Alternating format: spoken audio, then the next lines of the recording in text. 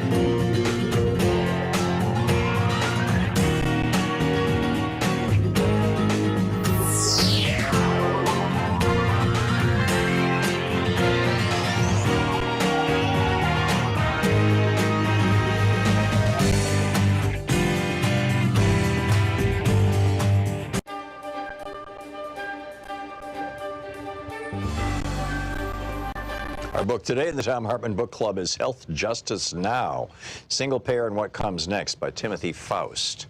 And this is from the introduction. A secret scream rings through America. It rings down the sterile fluorescent hallways of our hospitals. It rings over our rural towns and our native reservations. It rings through our prisons, the bellies of our great cities. It rings in our farms and our fields, our streets and our sewers, our bodies and our blood.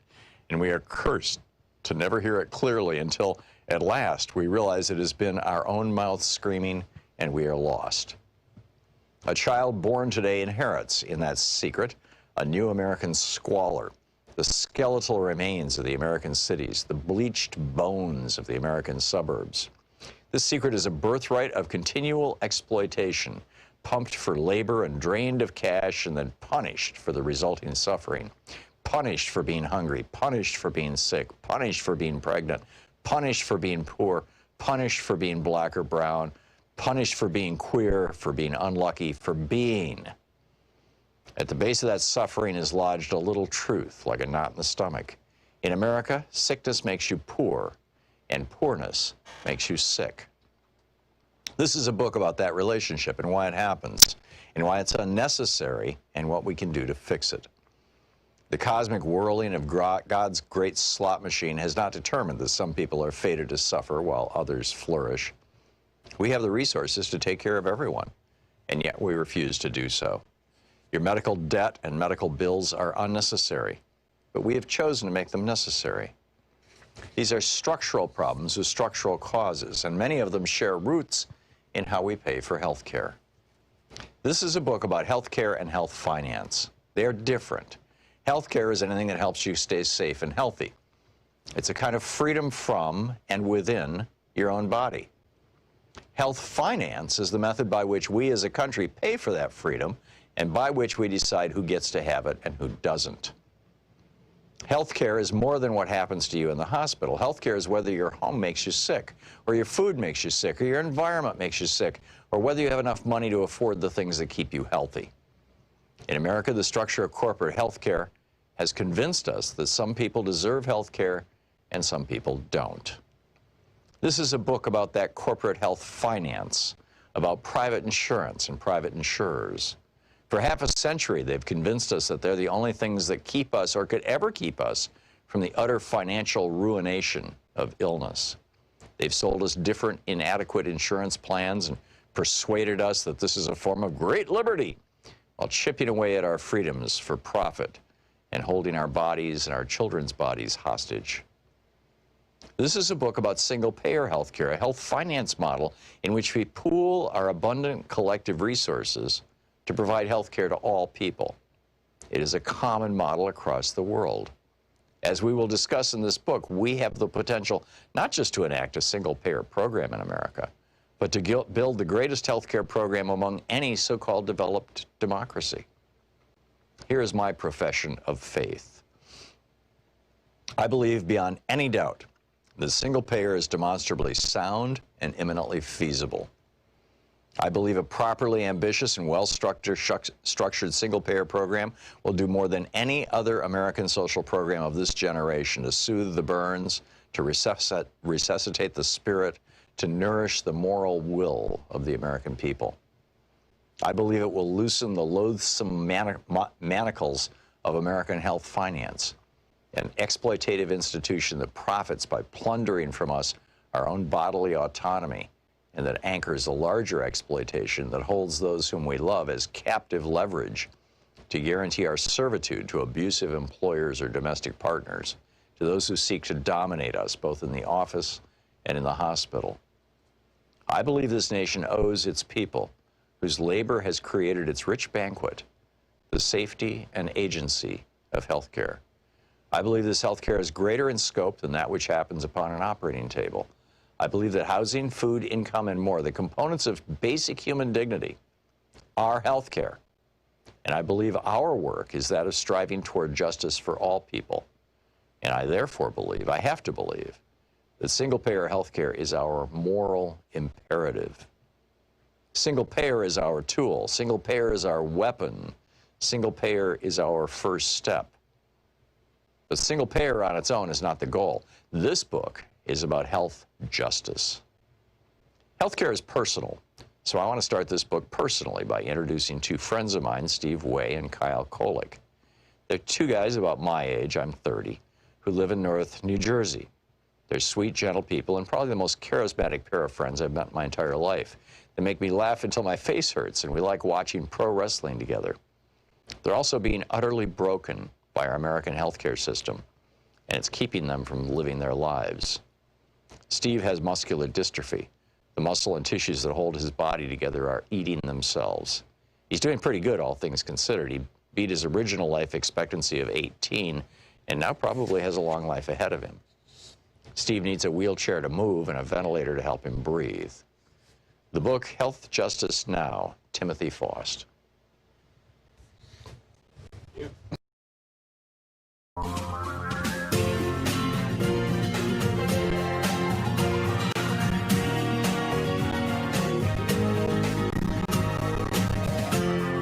This is the Thom Hartmann Program. Wabbits. It's December 1st. Sean has this kind of unusual, maybe it's very common, and I just never encountered it, superstition that if you don't say rabbits 3 times on the first day of the month, you won't have a good month. Or if you do, you have a better month, I guess. If I'm saying that right, I don't know. Feel free to correct me in my ear, Sean. But and also driving into work. Say that again? Good luck for the whole month. Thank you. And also, when she was driving in today to the studio, she was listening to Leonard Cohen. Democracy is coming to the shores of need, past the reefs of greed, through the squalls of hate. And that was from 2016. Or maybe before that, I'm not sure. But anyhow, the Republican wealth-worshipping death cult continues to let Americans die. I'm going to get into that in just a moment, and we can talk about what Democrats should do or could do about this Republican death-worshipping, wealth-worshipping death cult. In about 20 minutes, I want to talk about how we're not done with the Republican coup yet. They've got December 14th and January 6th. They're very, very important dates in the minds of these Republicans who are committed to overturning the results of the election. In other words, fascists. In our second hour, Cole Stangler, our old buddy, the reporter who's working for Agence France Presse, or or no, France 24, the TV network. He's living in Paris now. They are just having an amazing time there. Amazing is the wrong word, but the government tried to pass a law saying that it's illegal to videotape the police when they're beating people up. And people went into the streets. So we're going to find out from Cole, is what's going on with all that. Dr. Mark Plotkin's going to be here in our second hour about the healing forest inferno, conservation. How do we do conservation when we've got all these wild forest fires? And in our third hour, Evan Greer, Fight for the Future, is going to drop by. Evan is talking about how Ajit Pai, the current commissioner of the FCC, who oversaw the destruction of net neutrality. So now your internet service provider, if you Comcast or whoever it may be, AT&T, whatever, can literally read everything you do, every keystroke on your computer, everything you type, every address, every password, every message, every website you visit. Your internet provider not only can read that, many of them are reading that and selling your information. That's because the Republicans and Ajit Pai destroyed net neutrality. Will we bring it back? We're going to talk about that in the third hour. But I want to start out with Ron DeSantis. Ron DeSantis was on TV yesterday, and the clips are popping up all over the place today, saying, well, we don't have to worry all that much about this, mask mandate thing. I mean, look at the states that have mask mandates. Look at Illinois. Look at Minnesota. They had a mask mandate, and now people are getting infected there too. This is absolute brilliance from one of the smartest governors in America, Ron DeSantis. Along the same lines, I caught this meme the other day. I saw it over on, I believe it was Democratic Underground. I'm not sure where I first saw this, but I've seen it since then. I've seen it 4 or 5 different places around the web. And, it's got a picture of a couple of people wearing a mask and coats. And it says, I see people wearing winter coats and hats. What a bunch of sheep. LOL. I did my own research and found out that only 1,500 people died from hypothermia in the U.S. last year. That's only 0.0005% of the population. They live in fear of something that 99.9995% of people won't die from. And it gets better. A lot of the people who died from hypothermia were wearing coats and hats, and they still died. Coats don't work. I mean, that's, apparently the main Republican message now, right? Masks don't. So, hey, when you go in for surgery, if you're a Republican, just tell your surgeon, you don't have to wear a mask. You can just breathe into my open wounds. Right. Governor Kristi Noem of South Dakota has turned her state into one of the hottest COVID hotspots literally in the world. She says mask mandates aren't the solution. You have to wonder, South Dakota, does she wear a coat when she goes outside? I mean, by Republican logic, coats don't work, right?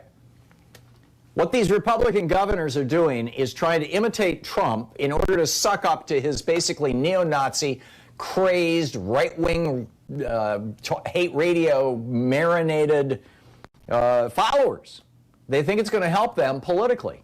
They think it's going to turn them into heroes in the future. And I think that they're going to see, what we're going to see is the collapse of the Trump coalition, if you want to call it that, or the Trump movement. It's going to collapse just like the Tea Party movement collapsed. And for the same reason, because there's no there, right? It's all conspiracy theories and weirdness. But in the meantime, the U.S. is averaging 47 COVID deaths per 100,000. Put that number in your brain, 47 out of every 100,000 Americans who get COVID, out of every 100,000 Americans, 47 die from COVID. The death rate in Taiwan is 0.03. 3/100ths of a person per 100,000 people. In other words, you'd have to have 30 million people to have one death in Taiwan, or maybe it's 3 million. I don't do math in my head well. But in any case, Vietnam is 0.04. Thailand is 0.09. China is 0.34. Keep in mind, we are 47.00. New Zealand and Singapore tie at 0.51.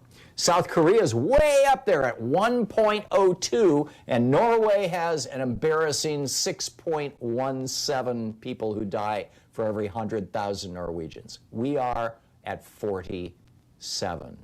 Those were all governments that took COVID seriously, that imposed mask mandates and social distancing, and whose governments protected their people. Here, though, Republicans gave us a quack doctor from Fox News who was promoting herd immunity. I mean, this is literally the most massive health crisis and economic crisis in a century. And Mitch McConnell and the Republicans have refused to pass any of the legislation that would help average Americans that has come out of the House. And McConnell has even said one of the reasons why he refuses to pass any of the multiple bills that they've passed out of the House is that any bill, any COVID relief bill, must contain a waiver of liability for employers who force their employees into situations where they can get COVID, and they do get COVID and they die. Mitch McConnell wants to make sure that their families can't sue. And there's this bipartisan group of senators right now who are getting together to put together a package, and sure enough, they're going to put in Mitch McConnell's limitations of liability. It's only, however, the compromise is it'll only last for another 6 months or something like that, the limitation of liability. In other words, there's going to be a window from basically now until maybe the time that everybody gets the vaccine, say in the fall. There's going to be this window where if your employer can force you into a situation where you get COVID and you can't do or say anything about it, and you may not sue. That's the Republicans' price for extending long-term unemployment. They're talking about $300 a week now. Instead of worrying about the 13 million Americans with COVID, the 20 million Americans on unemployment, the 1 in 5 American families who don't have enough food for their children, Republicans are pushing liability limitations. I mean, in the last 40 years, every time Republicans take control of government, they give massive tax breaks to the richest Americans, they let corporations increase their pollution and riff off their customers, and they fill critical government posts with partisan hacks.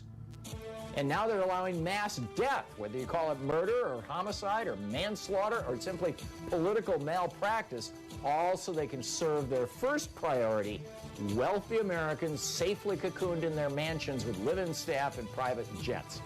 People like Kelly Loeffler. Had Reagan not told us government was the problem, had the Republican Party not gone down this road, a lot more people would be alive in America right now. This is the Thom Hartmann Program. We'll be back. Stick around.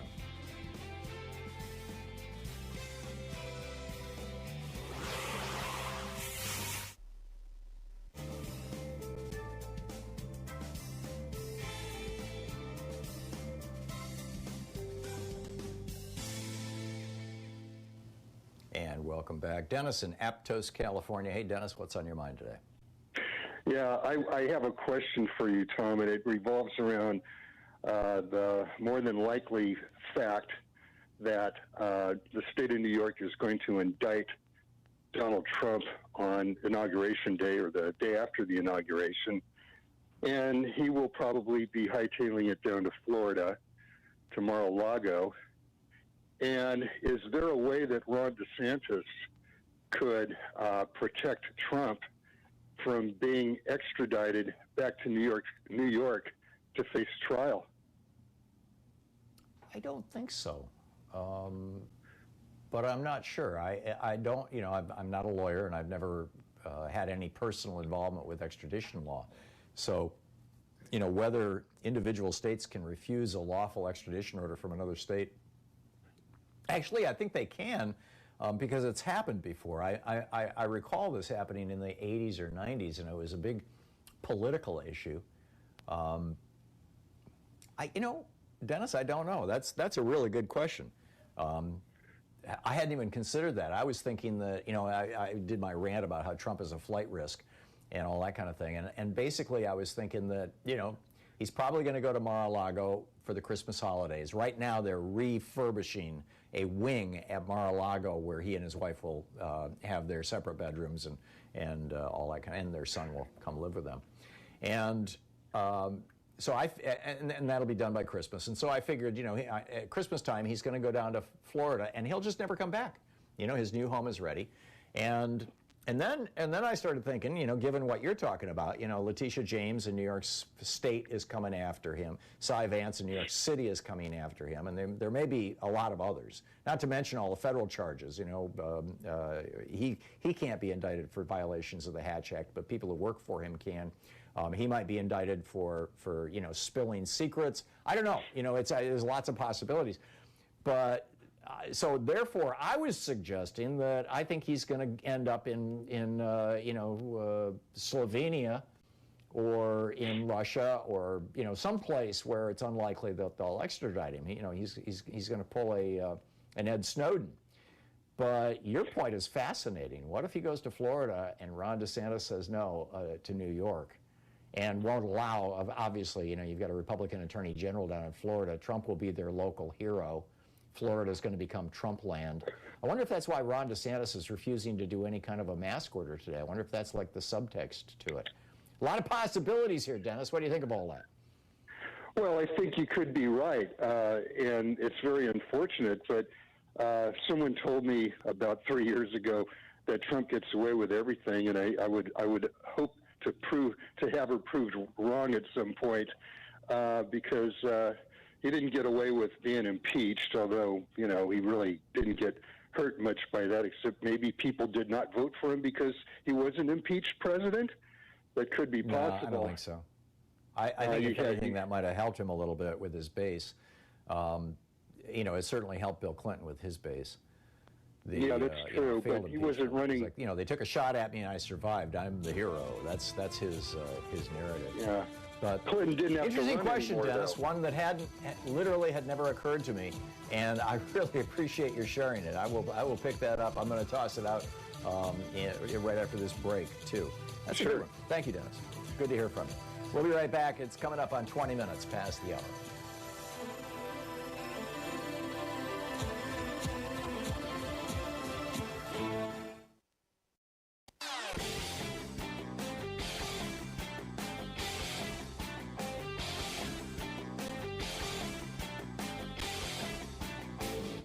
Share the Thom Hartmann Program with your friends. We're available on SiriusXM, Free Speech TV, Pacifica, commercial stations nationwide, YouTube, Twitter, Facebook, on the Thom Hartmann app, and you can even tell your smart speaker to listen to the Thom Hartmann Program. Hey, we have a new video for supporters of our program over at thomhartmann.com. It's about curing type 1 diabetes, which is a pretty amazing thing. Type 1 diabetes is where the cells in the pancreas that produce insulin are actually destroyed. They're gone. Type 1 diabetics, typically it shows up in childhood, and without insulin, people die from it fairly young. With insulin, they can live a good long life, but a University of Alberta researcher, Dr. James Shapiro, back in 1990 pioneered a transplant system. Now, the problem with that was that people had to use immunosuppressive drugs for the rest of their lives because they had just gotten, a partial pancreas transplant from another person. But now he's successfully, on mice, worked out a way of actually curing type 1 diabetes. We can't do it legally here in the United States, but they're doing it in Canada. It's amazing. You can check it out at thomhartmann.com.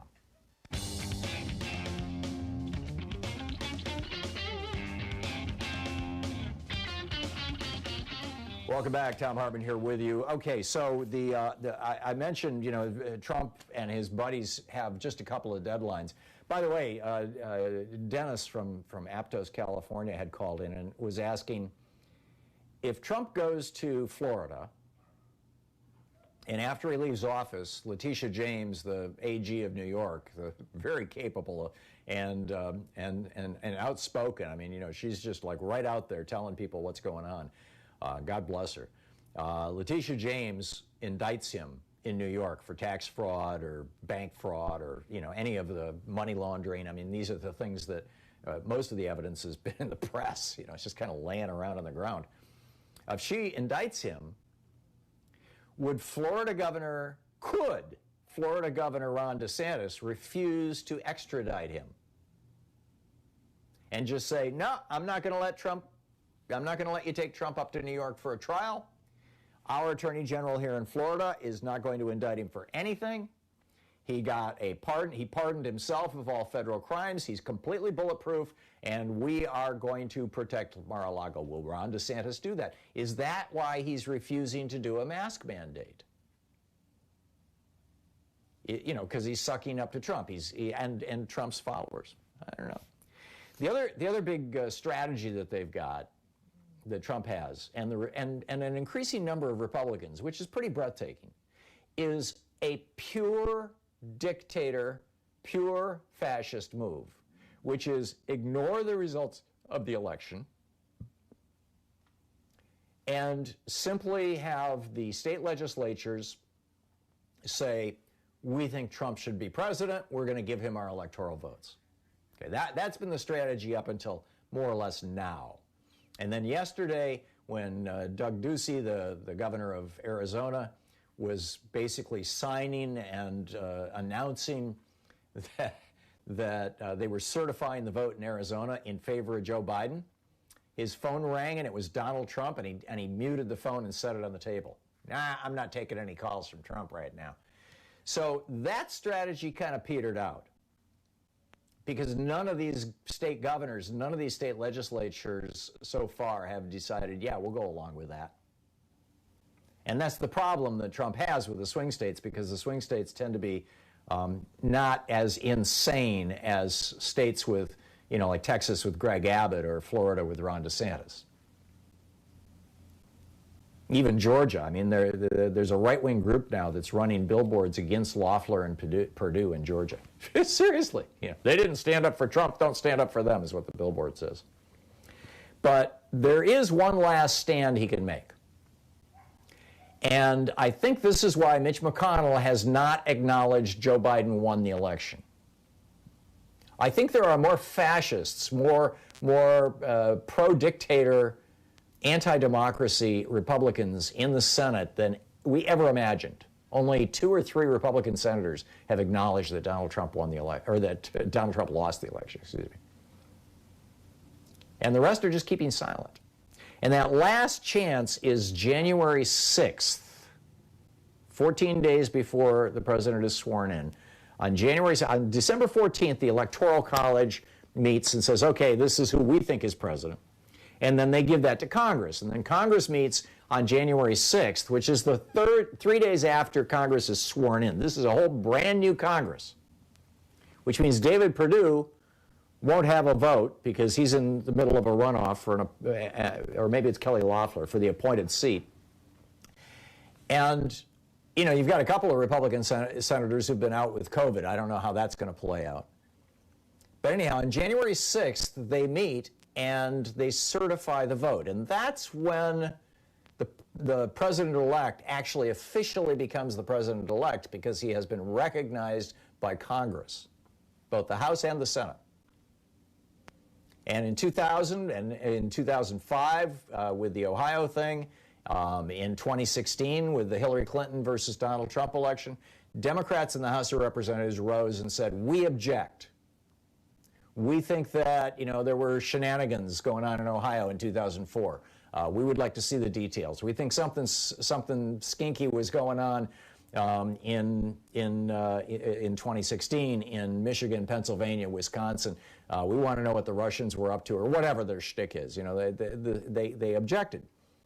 And if they had had one senator, and they did actually in one case, they actually did get, you know, this is Maxine Waters in 2016. Is there one United States senator who will join me? She got no response. But there was one time, this was in 2005, when Stephanie Tubbs Jones, Democrat from Ohio, stood up in the House, and Senator Barbara Boxer, Democrat from California, stood up in the Senate. And they said, wait a minute, we're not ready to certify. That pushes the House and Senate into a 2-hour meeting. And out of that meeting, they've got to decide who's president. This is Trump's last Hail Mary. And I'm predicting that most of these Republicans, including Mitch McConnell, will not acknowledge Joe Biden until after January 6th, which is really damaging this country. Anyhow, we'll be back with your calls and more of the news of the day in just a moment. You're listening to the Thom Hartmann Program. Call 202-808-9925. Occupying the media 3 hours a day, 5 days a week. Thom Hartmann here with you. We will be right back.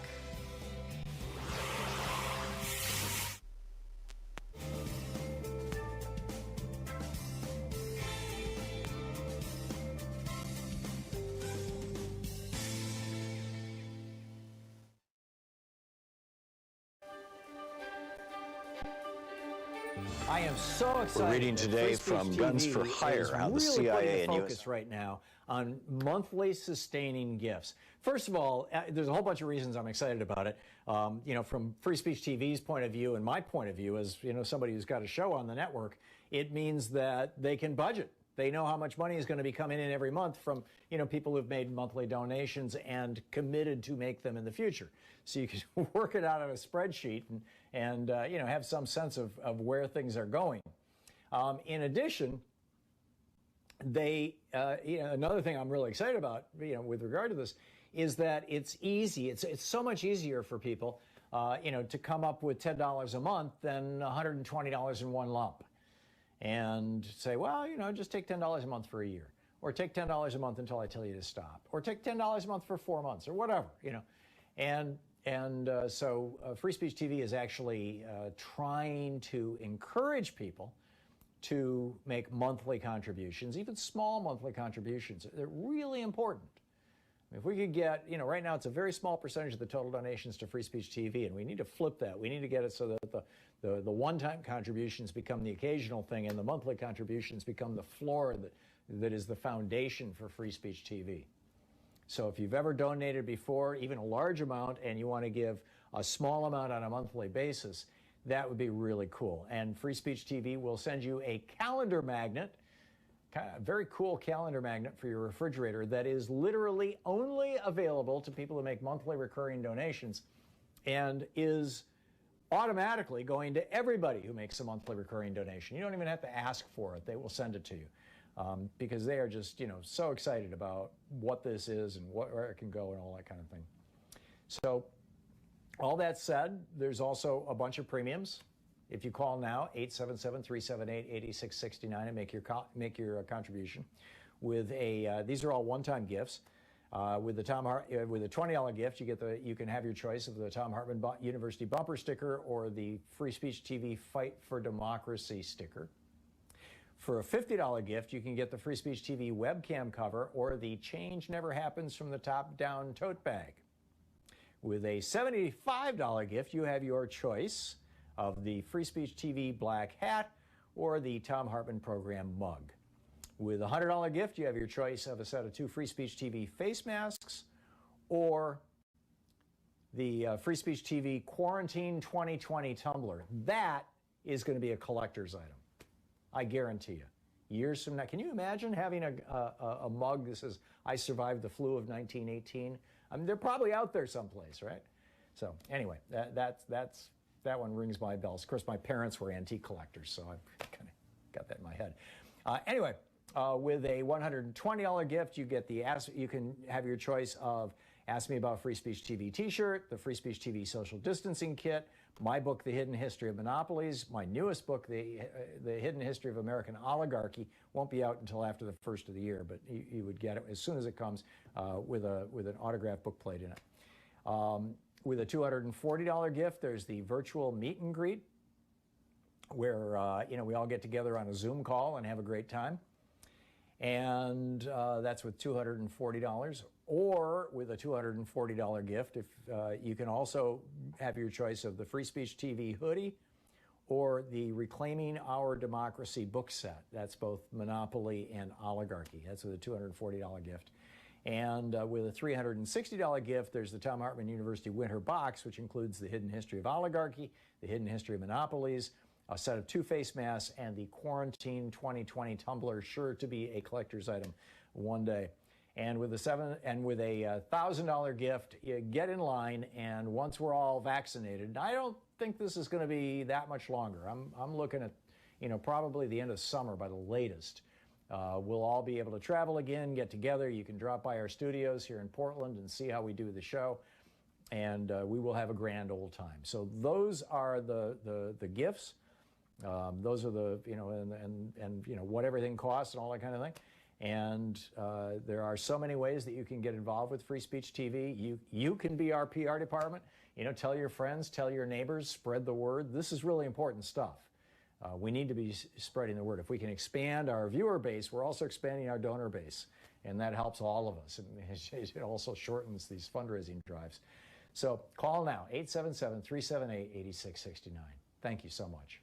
So 877-378-8669.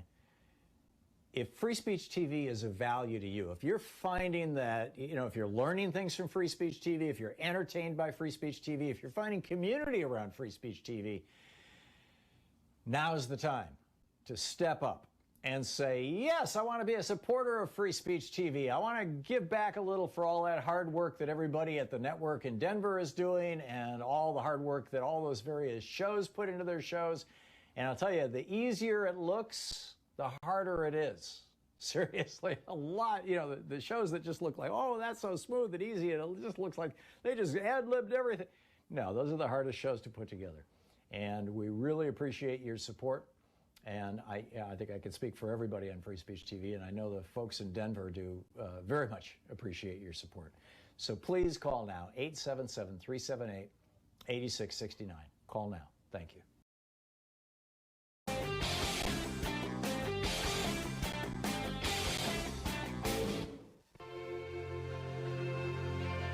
Climate scientist Dr. Michael Mann joins the science revolution for the full episode this week. He's the creator of the hockey stick graphic that Al Gore made famous to describe global warming. His latest book is The New Climate War, and he drops by to answer the question, have humans passed the point of no return in the climate crisis? And is there hope?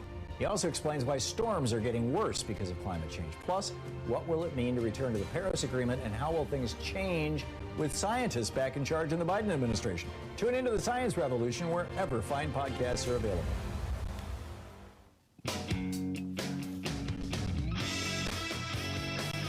So just to add to some of our data points, connect the dots sort of thing, Donald Trump in a Twitter outburst this morning tweeted that Brian Kemp, the Republican governor of Georgia, must, quote, do something, end quote, to overturn the result of the election. He says, check signatures, count signed envelopes, call off the election because it won't be needed. Honest to God, the President of the United States, how far we have sunk. And he still has the support of the majority of Republicans in the House and Senate. It's mind-boggling. 87 million people could lose paid leave. In other words, you continue to get paid if you have to take a couple of weeks off because you've got COVID. 87 million people will lose paid leave as a result of, the CARES Act expiring at the end of this month. And Mitch McConnell, there have been several pieces of legislation passed out of the House that would have extended that, and Mitch McConnell has killed every single one. That's what Republicans do. If it doesn't help the fat cats, it ain't going to happen. Stephanie in Hopkins Park, Illinois. Hey, Stephanie, what's on your mind? I have a friend on my Facebook page, and she announced about a few weeks ago that her husband, who doesn't want to wear a mask, had gotten sick, and they found out he had COVID. Now, a week later, his symptoms got worse, and a week later, he passed away. 62 years old, absolutely no pre-existing conditions, nothing. She said, but what happened when she announced that he had passed of the COVID and telling people, please wear a mask, she was getting threatened by her family and neighbors, even death threats, saying she needs to stop posting this because he didn't die of COVID. And that as long as she posts this stuff, people are going to be scared and not live their lives. And so she said she's gotten so many threats, she's thinking about going. I think her daughter lives in, another state. And that she's going to have to go stay with her daughter because she's fearing for her life. Because people are just angry because and he's dead. And they, And this is because of a Facebook post? We can do with these people. And this is because of a Facebook post? Yes. That's mind-boggling. And you know what? We had 17% down here in Kankakee. And a lot of businesses have taken down their governor's, saying governor's mandate. They just took them down. Wow. This is the power of right-wing hate radio. This is the power of Fox so-called news, and this is the power of a president who lies through his teeth literally every day of his presidency. And Stephanie, I'm so sorry to hear that. Give us an update in a week or so on how your friend is doing, and keep us updated, okay? Thanks a lot, Stephanie. Have a great day. John in Minneapolis. Hey, John, what's on your mind today? Just to add a little bit to what you just said, they elected a whole party. The new Republican Party is essentially a product of right-wing hate radio, hate internet, hate stations like Fox News and QAnon. But I wanted to say, as far as Taiwan, the reason that Taiwan did so well is because, I think also Taiwan doesn't have the same level of bad media that we do. We rank 45th among all nations. And also, on top of that, they basically did everything that you should do in a pandemic as a result of their experience with SARS-1. And when I brought that up with Michael Osterholm, who's a state epidemiologist here and somebody who is also respected nationally, he said, we're just too individualistic for that. And I was sort of, they listened to what I had to say. This was on Minnesota Public Radio, but I just thought, it works. And I think that we depend too much on, coming up with these solutions like treatments, expensive treatments, and vaccines when simply doing contact tracing, quarantining, washing your hands, social distancing, wearing masks.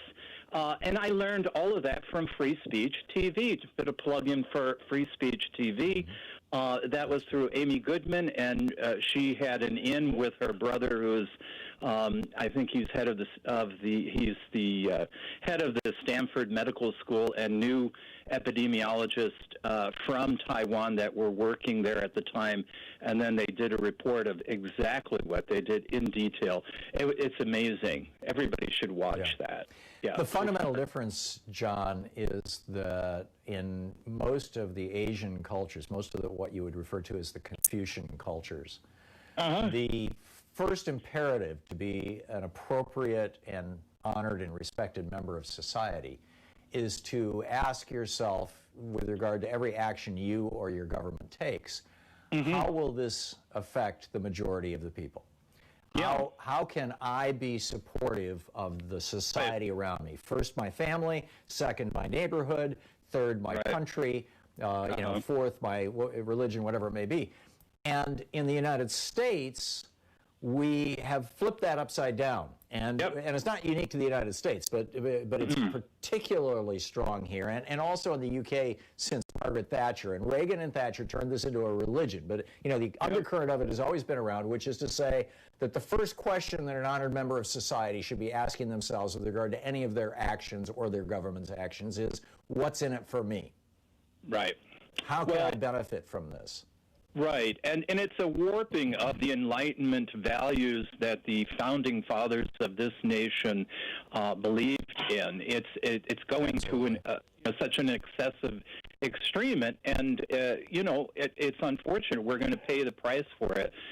Taiwan spends $600 per person for their healthcare system. We pay $5,240 something per person. We have private healthcare. They have probably like a combined system or a much more national system. They have a singular system where everybody in the country has a card that looks a little bit like a driver's license with a chip in it. And you can literally go to any computer terminal and stick that card in and pull up all your health information and make an appointment with your doctor or communicate with your pharmacist or talk to your radiologist or your physical therapist. And because of that, they could easily do contact tracing. That's right. Everybody in the country has that. We were going to have something like that in this country also, where all our information would come through and everything would be streamlined, and it was nixed. You know, there were all kinds of civil liberties things and whatnot. It would be government knowing too much about me. That was the bottom line. Yeah. And ask anybody on Medicare if they're worried about the government knowing too much about them. You know, this is just crazy. John, I got to move along, but thank you for the call. It's all good stuff, and I appreciate it. Nicholas in, whoops, got to push the button here. Nicholas in San Cristobal, Mexico, one of our YouTube moderators, by the way, in our chat room. Hey, Nicholas, what's up? How are you, sir? You're doing well. I am alive and kicking. Thank God. I love, by the way, your response sometimes when people ask you how you're doing. You say, I'm fine and I'll be better. I've been feeling. Oh, yeah. I'm sorry I didn't give you that. That's my old Don Hoy, old friend of mine who's now passed away. That was his stock saying. A quick comment. I know that you read pretty much everything. Did you by any chance catch the article today in the New York Times about World War I and how the refusal to accept defeat by the Germans led to Nazism? So it was the whole stab in the back thing. You read that? I found that. I skimmed that article. I'm very familiar with it. I mean, I read The Rise and Fall of the Third Reich. The pitch was we lost World War I, and then on top of this, and this is something John Maynard Keynes loudly warned Harry Truman against. I believe it was Truman. Right. Might have been FDR. This was after World War I. It must have been Wilson. Was the Treaty of Versailles, where they decided that Germany had to pay, mind-boggling amounts of money in reparations to the other European countries that they had ravaged. Right. And the result of that was it crippled the German economy. And John Maynard Keynes said, if you cripple the German economy like this, you are going to see the emergence of a fascist dictator. And he said that like in 1920, 21, something like that. I mean, it's in one of my books. Right. And he was right. He was absolutely right. And the mythology was that they didn't actually lose World War I, that basically traitors who were on the German side were betraying the country and acquiescing to this surrender when they didn't need to surrender. Do I have that right, Nicholas? Right. I can't remember the name of the term he used. It was something, but it stab in the back. Translated stab in the back. And they blamed Jews and they blamed other traitors and non-nationalists for having engendered the myth that they had lost World War I, but in fact they had not. He relates this to the MAGA thing about Trump and his people not wanting to and that led straight to Hitler. And Hitler, by the way, used that heavily. And that's, you're right, Nicholas, that's the exact same shtick that Trump is setting up right now that I think will, if we don't do a lot of structural changes, could lead to a right-wing dictator in 2024 and the end of democracy. I mean, it's that bad. Nicholas, thank you. Spot on. You're listening to Thom Hartmann. Visit thomhartmann.com for audio and video archives.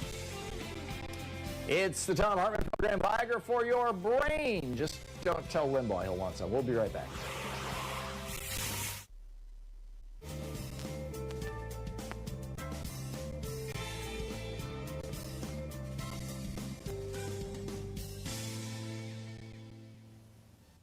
I guess I need to stop the Limbaugh jokes now that he's dying of lung cancer. That's got to be tough. But anyway, Jared in Downington, Pennsylvania. Hey, Jared, what's on your mind today? I got so much on my mind and such little time to talk to you, Tom. Okay. In order for us to get anything done with COVID relief, a sane healthcare system, we need a government of action, a government that's actually going to do things, But the problem is we don't have a government that wants to do anything. That's why they have people like Mitch McConnell as the gatekeepers of our society.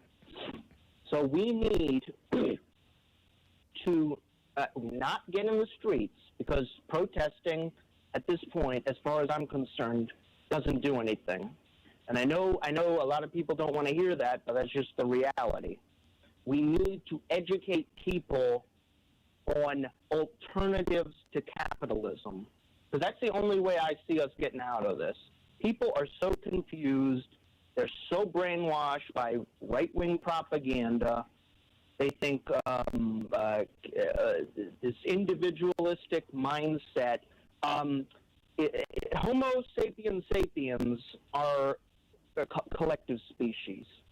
Like lions are an individualistic species. We are not lions. We are a collective.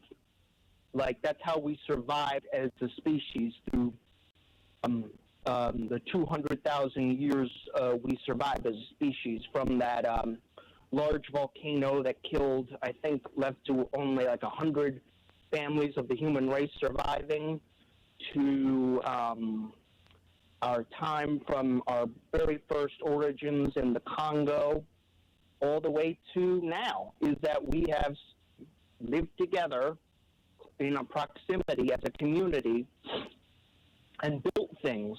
I mean, we built huge things like the pyramids or anything like that. The problem is, though, is that even back then in, prehistoric times, like building the pyramids or anything like that, is that we have had a system, an economic system that benefits a small elite. And it's been like that pretty much since the agricultural revolution. And we need to get out of that mindset. And we need to realize... I agree with you. I would say, though, that if you think that going out and trashing capitalism is going to be any kind of a winning political strategy, or is even going to wake, any large fraction of Americans up, I strongly disagree. I think that instead, most Americans, I mean, ever since Bill Bennett took over the education department in the Reagan administration and ended civics education in the United States, most Americans think that democracy and free enterprise, or democracy and capitalism, are the same thing.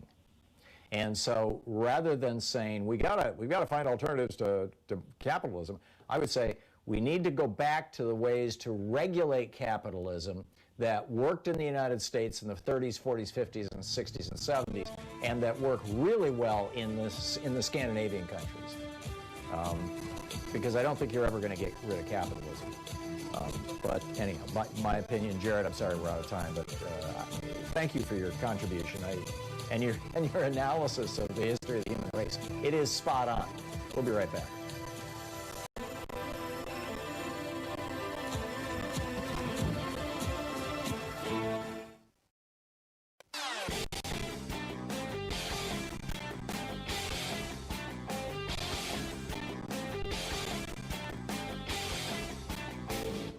I'm speaking at the Bioneers 2020 conference. It's running December 5th and 6th and 12th and 13th. My keynote is how all life is organized around democracy. Tickets are available at Bioneers.org, and there's a 20% discount with the code THOM, T-H-O-M.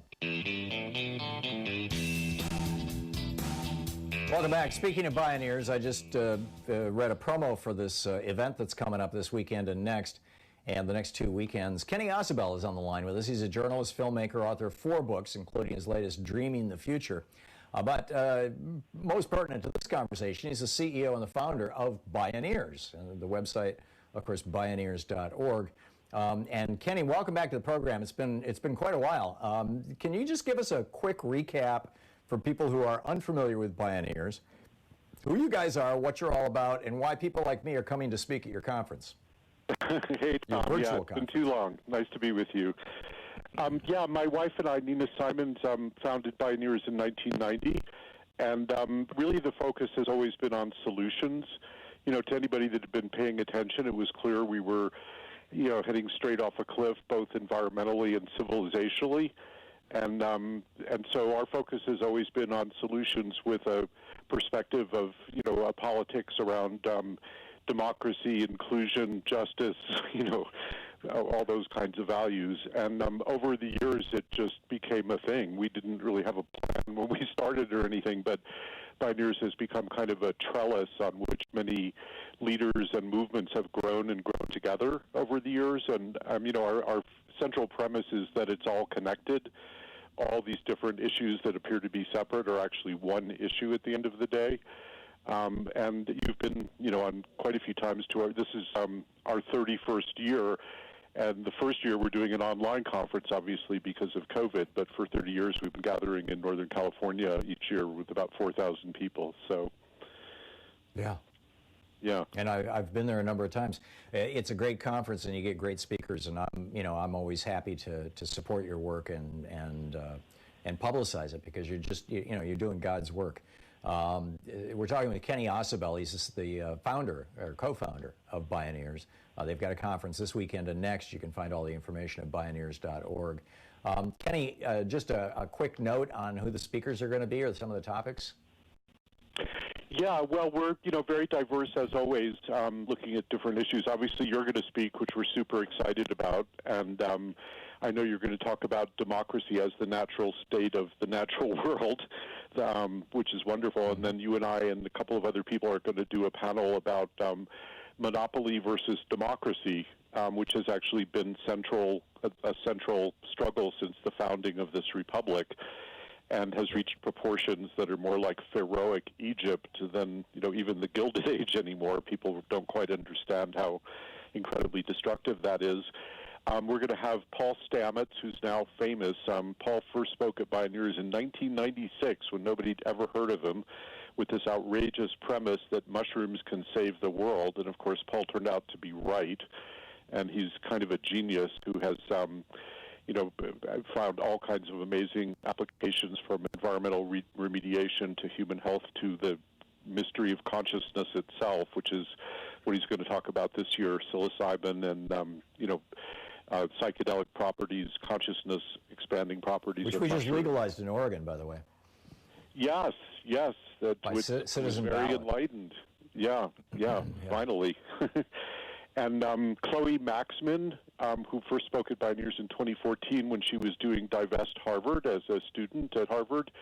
And she now just got elected to the Maine State Senate, where she actually displaced the Republican leader of the Senate, the incumbent, in a red district that also voted for Susan Collins. And Chloe is an exceptional young, now public servant, who introduced the Green New Deal in Maine last year, that's keyed very much to the particulars of Maine, with enormous support for it. Very cool. And Bakari Kitwana, who I met through our mutual friend David Orr, who just did the Democracy Unchained anthology book that Bakari co-edited. And Bakari is he's a polymath like yourself, and a public intellectual, activist, author, and he's really going to look at what is the future of Black America and what does that mean for American democracy. And just a couple of other highlights, just to give you a sense of the diversity. I think Tom Lindsay and Mari Margill. They've been part of Bioneers since about 2006, but it was where I first really learned about the rights of nature governance work. When Tom was just just starting to percolate. Thomas has been on this program many times. Yeah. Yeah. So Tom and Mari are going to give kind of the state of nature in relation to rights of nature governance in around the world, because it's actually even much bigger other places in the world than it is here yet. And Bioneers ourselves are doing a project that Tom and Mari have been involved with on the ground. We have an indigeneity program with 2 Native women who lead that program, and we've actually been offering trainings and workshops around rights of nature governance in Indian country here in the U.S., and we're based in the Southwest. I'm talking to you from Santa Fe, New Mexico, and there are many, many tribes that are already that are ready to move on this, and that would be a game changer, because what happens on Indian lands has upstream and downstream effects and can actually affect what surrounding communities can and can't do in relation to the destruction of nature. So it's very, very powerful stuff. John Powell, who's a law professor at UC Berkeley, who founded the Othering and Belonging Institute. And John's a real bodhisattva, I would say, one of the very small number of people I know that I've ever say that about. And his work is really about bridging versus breaking. Do we build bridges or do we build walls? And how do we build a world and a society where everybody belongs? And John is just extraordinary. And the list goes on. Leah Penniman, who's an African-American farmer in Massachusetts, who is leading the BIPOC farming movement and is just an exceptional person. And another young African-American woman scientist, Ayanna Johnson, who with our friend Bren Smith, who developed 3D ocean farming, has pushed the Blue New Deal. And we're going to actually have a very cool panel that's about the diverse New Deals. There's the Green New Deal, there's the Blue New Deal for the oceans, and then there's the Red New Deal for Indian country. So we're going to look at what all those look like together. Kenny Ausubel, the co-founder of Bioneers, Bioneers.org. It's a great organization. It's why I show up periodically to speak, and for absolutely free. I'm totally in supporting you guys. Kenny Ausubel. Thank you, Kenny. Hey, we love you. Thank you. Talk to you soon. Thanks, You're Kenny. listening to Thom Hartmann.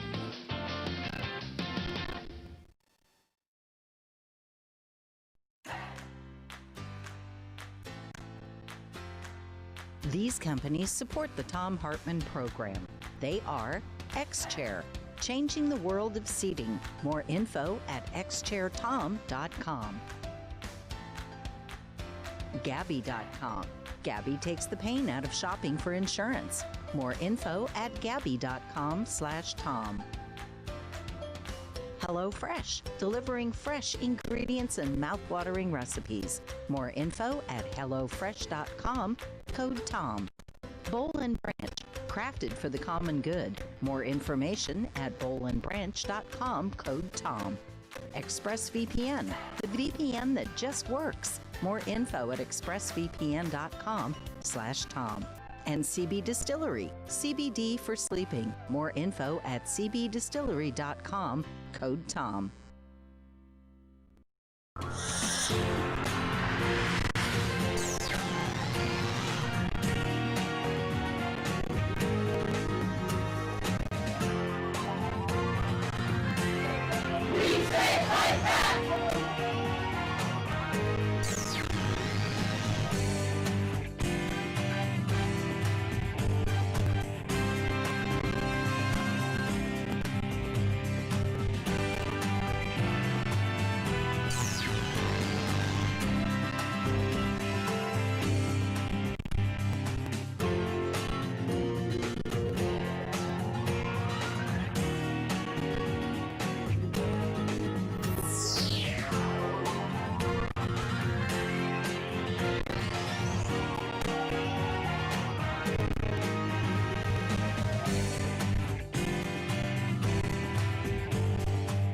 I am so excited that Free Speech TV is really putting a focus right now on monthly sustaining gifts. First of all, there's a whole bunch of reasons I'm excited about it.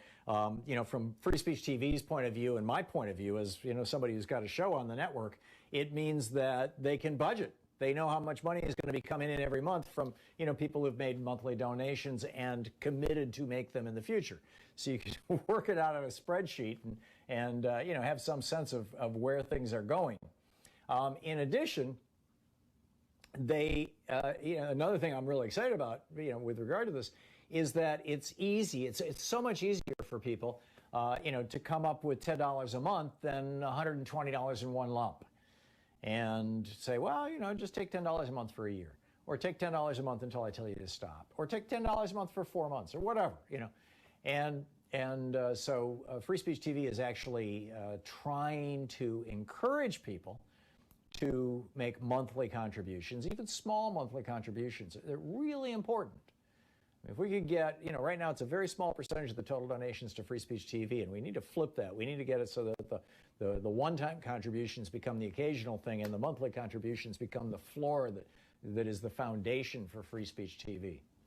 So if you've ever donated before, even a large amount, and you want to give a small amount on a monthly basis, that would be really cool. And Free Speech TV will send you a calendar magnet, a very cool calendar magnet for your refrigerator that is literally only available to people who make monthly recurring donations and is automatically going to everybody who makes a monthly recurring donation. You don't even have to ask for it. They will send it to you because they are just, so excited about what this is and where it can go and all that kind of thing.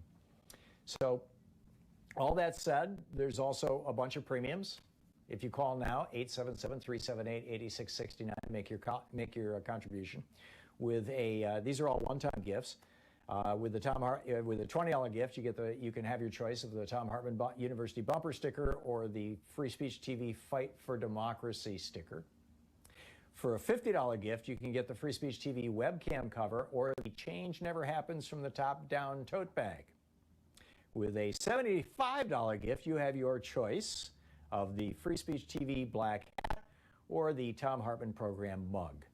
With a $100 gift, you have your choice of a set of 2 Free Speech TV face masks or the Free Speech TV Quarantine 2020 tumbler. That is going to be a collector's item. I guarantee you. Years from now, can you imagine having a mug that says, "I survived the flu of 1918"? I mean, they're probably out there someplace, right? So anyway, that one rings my bells. Of course, my parents were antique collectors, so I've kind of got that in my head.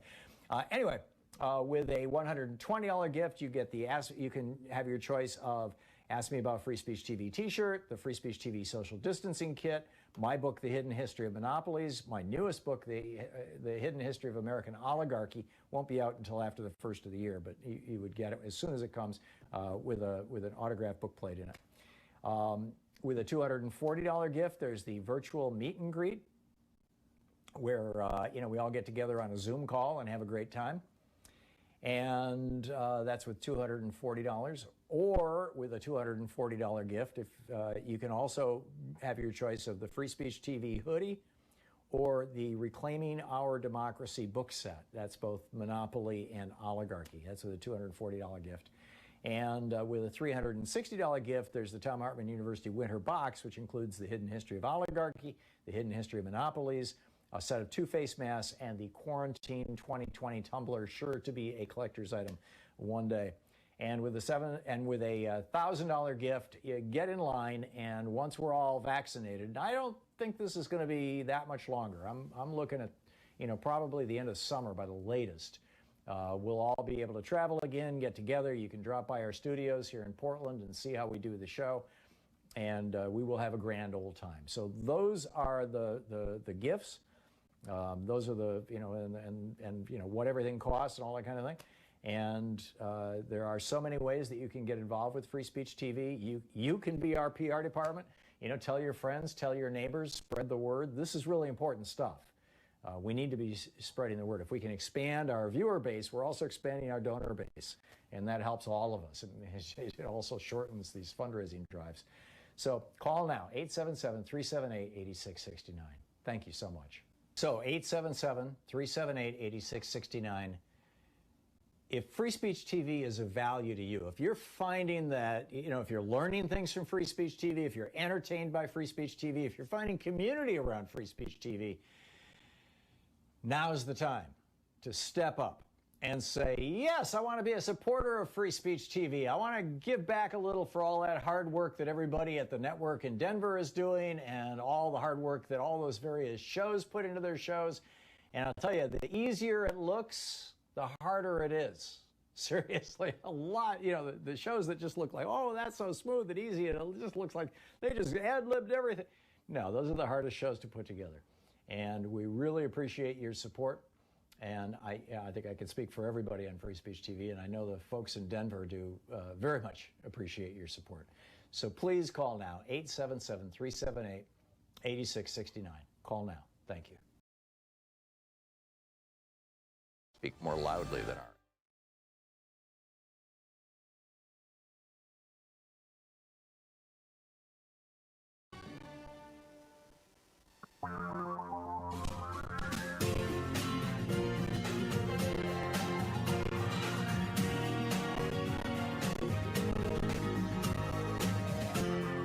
This is the Thom Hartmann Program. And welcome back. Strange goings on in France right now. I don't know if you've caught the news, but there have been hundreds of thousands of people, or it certainly looks that way. We'll fact check that in just a second. Out in the streets because the government of France is trying to do something that has been tried by some states in the United States, which is making it illegal for you to use your videotape device or your iPhone or whatever to video record or audio record the police as they are, engaging in police brutality, as they're up to no good. And this is mind-boggling. So on the line with us is our old Cole Stangler. He's now a Paris-based journalist covering labor and politics, and he writes and produces for the international news network France 24, where Louise and I have seen him on the air several times. It's usually where we get our news on the weekends is France 24. Cole, welcome back to the program. ColeStangler.com, by the way, the website, Stangler. Cole, welcome back to the program. Tell us, and also Cole Stangler is the Twitter handle. Tell us, how did this start? Yeah, thanks so much for having me. This bill comes in a context in which, for a lot of political reasons, the current president of France is concerned about potential competition, threats coming from the right, in particular Marine Le Pen on the far right, but also the mainstream right party, the Republican Party in France. And so in a lot of ways, this bill that we've seen emerge is designed to appeal to this sort of right-wing electoral base. That's one part of it. The other part of it is that this is a demand that, in similar ways that we've seen in the United States, it's a demand that comes from police unions in France to try to put pressure on the government to take action to, in their estimation, to protect their images from being distributed. So what's changed this time is that the police unions have been making this demand, but evidently the government was so compelled to go along with them. I think that has to do with the political context. Like I said, the rise of the right wing in France.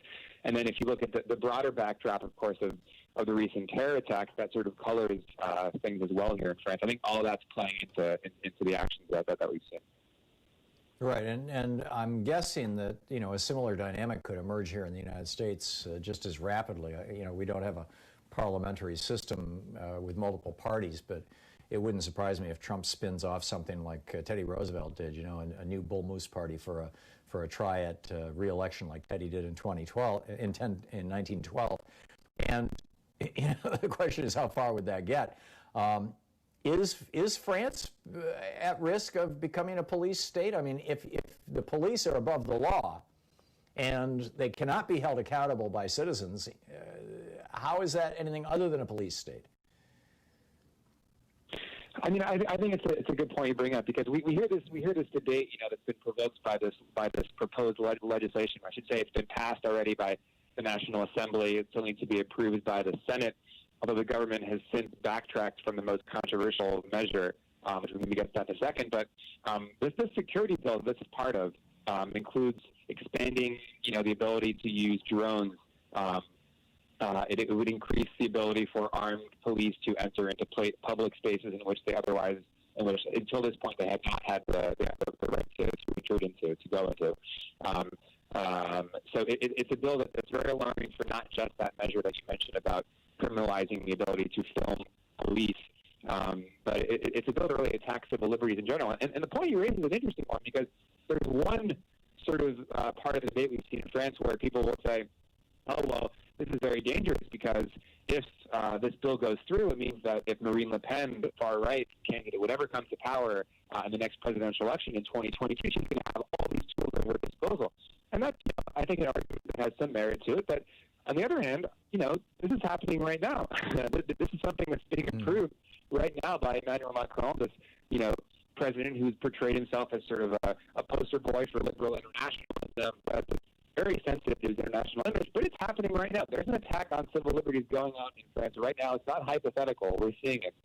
So I think that's something to keep in mind, sort of to your point. But maybe to backtrack a little bit, as I mentioned, the most controversial measure, which you mentioned, is known as Article 24, this proposal to ban, to make illegal the sharing of images of police officers that are identifiable with the intent of harming the officers.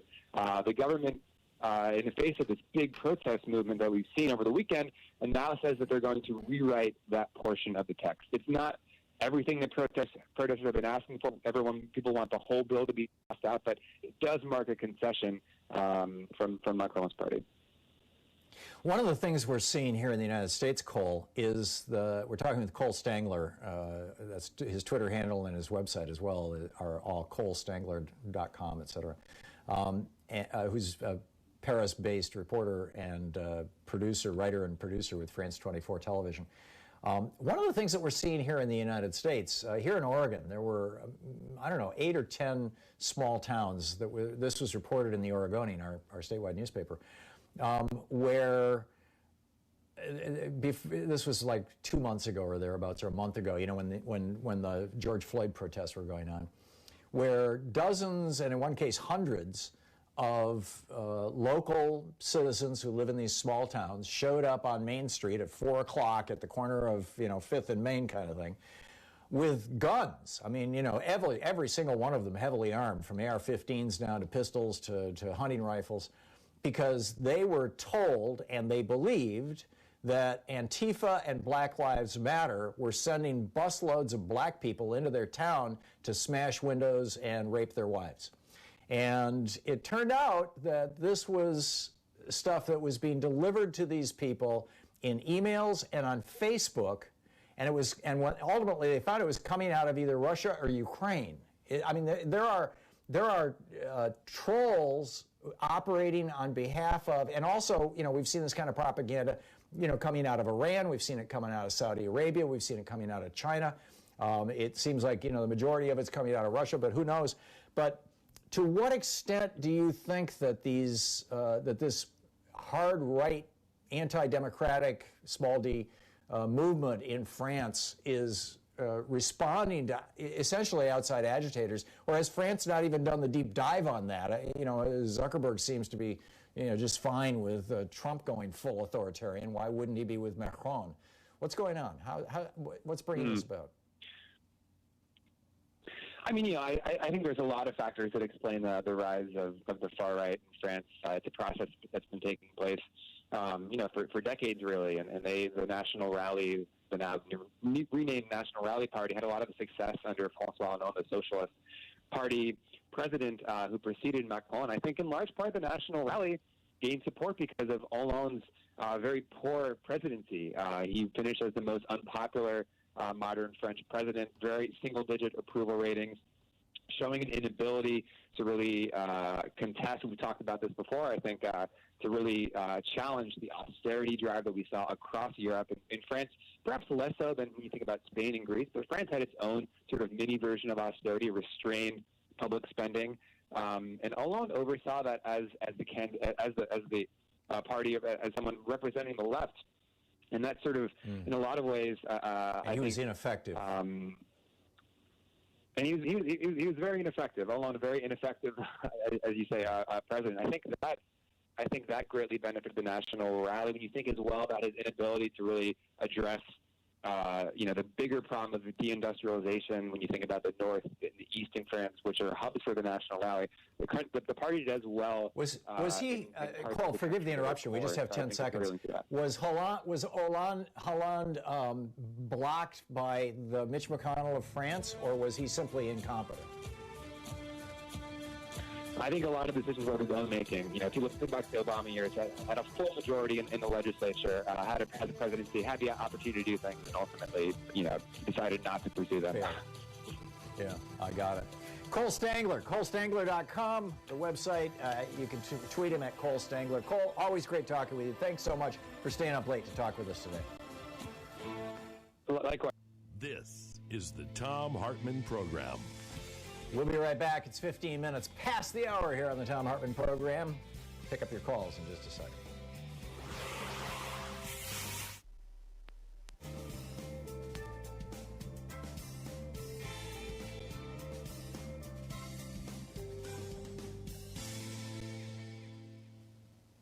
And welcome back. Jonathan in Los Angeles. Hey, Jonathan, what's on your mind today? Hi, I just had a comment.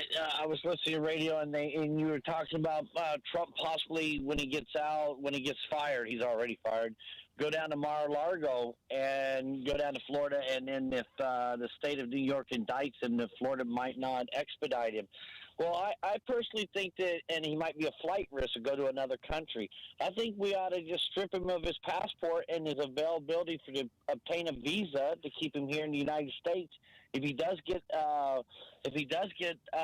charged, how are we going to put an ex-president with all his secrets and knowledge of secrets and stuff in prison? We ought to put an ankle bracelet on him, and he should be, in the house by 10 o'clock every night for the rest of his natural born life.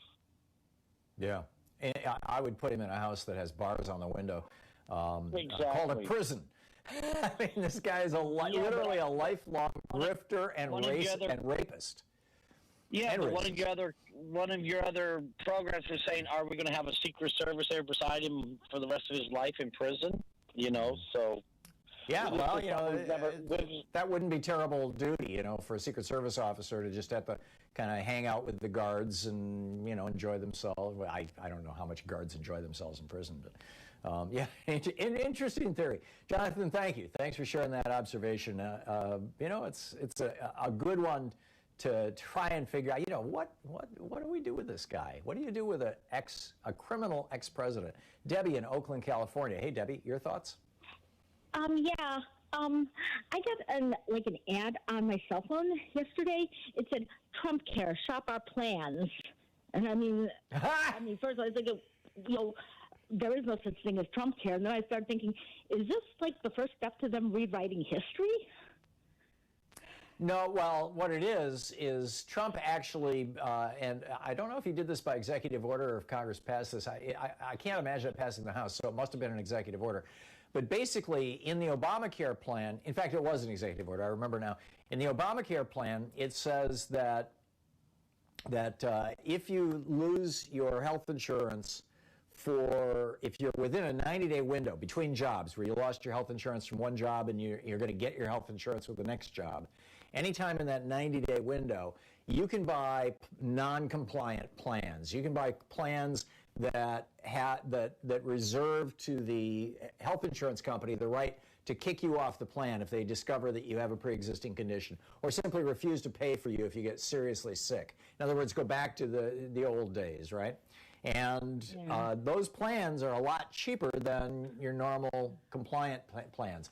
Well, what Trump did was he extended that 90 days out to, as I recall, 2 years. Maybe 3 years. So now you can buy these cheapo, essentially worthless plans that seem like a great bargain, right?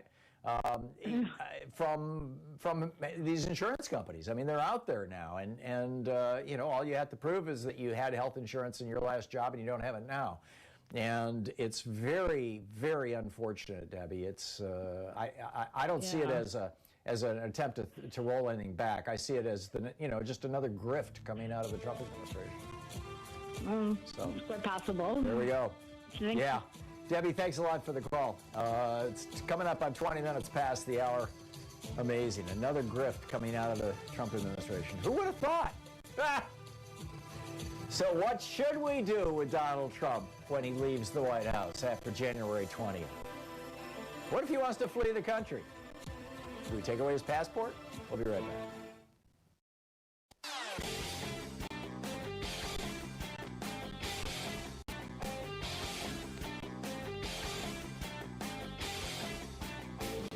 The Hartmann Report is a free daily podcast 7 days a week, and you can find our entire 3-hour podcast over at thomhartmann.com.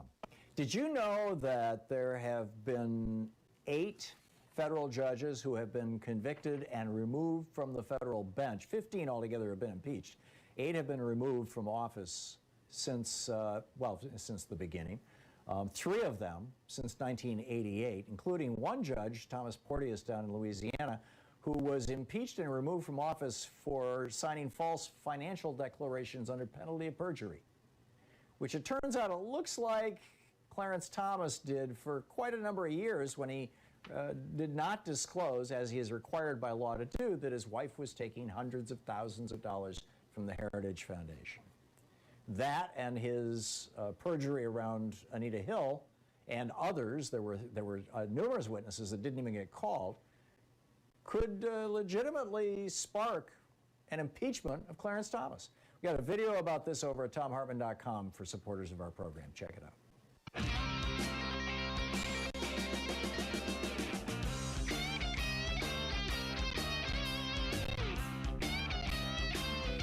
So what do we do with a criminal ex-president? A man who's got, over 20 credible allegations of rape and sexual assault against him, any one of which, could turn into a criminal indictment. A guy who has, multiple examples of what certainly looks like to a layperson criminal money laundering for foreign oligarchs and foreign drug lords and criminals. People coming to New York City with literally millions of dollars in suitcases to give them to Donald Trump and buy real estate, which is one of the most common ways that these guys launder their money. A guy who lied to the banks and to the Internal Revenue Service and to the state of New York about the values of his assets and his liabilities, inflating his assets for the banks, deflating them for the IRS and the state of New York. This is called bank fraud and tax fraud, and that's all well documented. His niece is now suing him for, I don't know what you call it, inheritance fraud.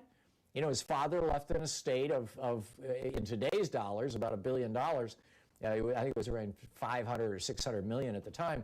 His father left an estate, actually it'd probably be closer to $2 billion in today's dollars. His father left this huge estate, and Donald Trump got in the middle of it. First of all, as his father was dying of Alzheimer's, he got his father to sign a document that gave him basically control of the inheritance.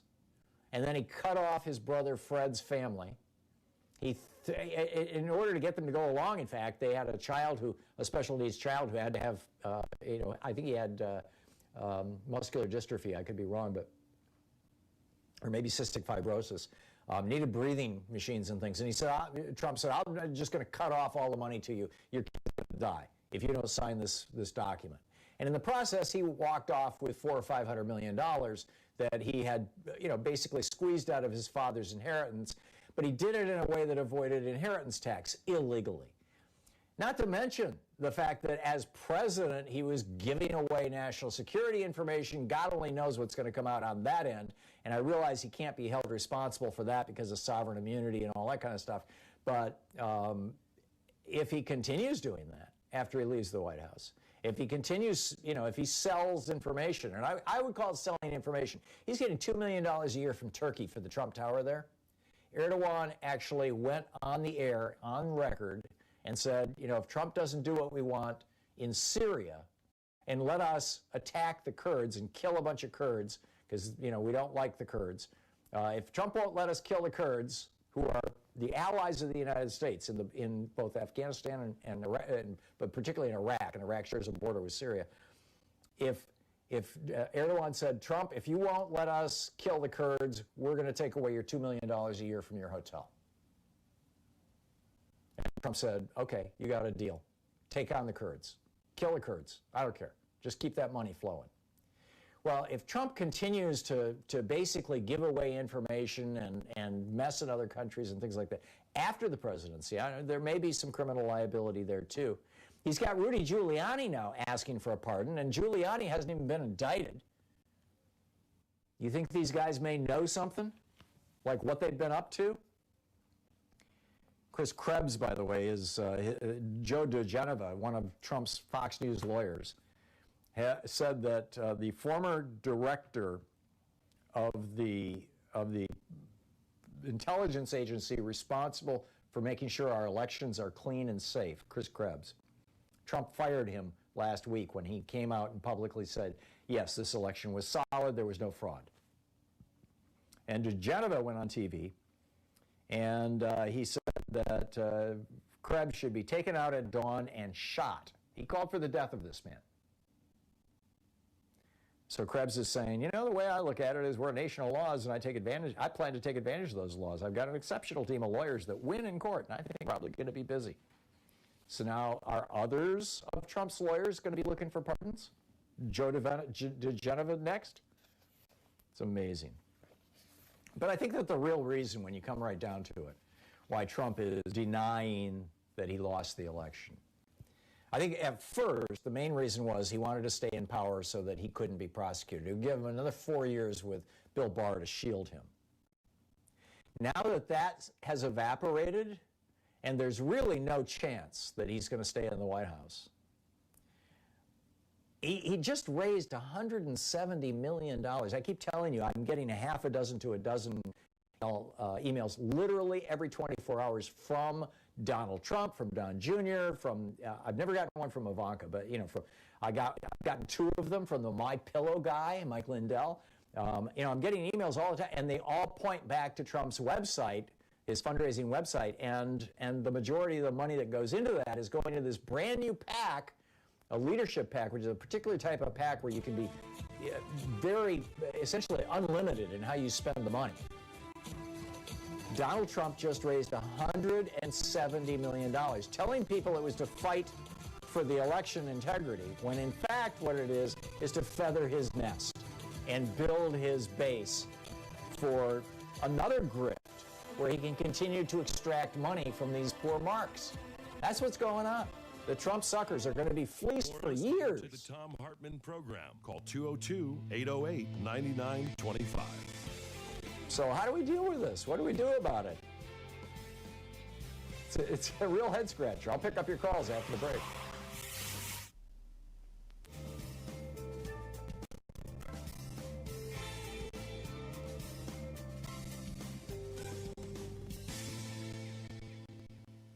I am so excited that Free Speech TV is really putting a focus right now on monthly sustaining gifts. First of all, there's a whole bunch of reasons I'm excited about it.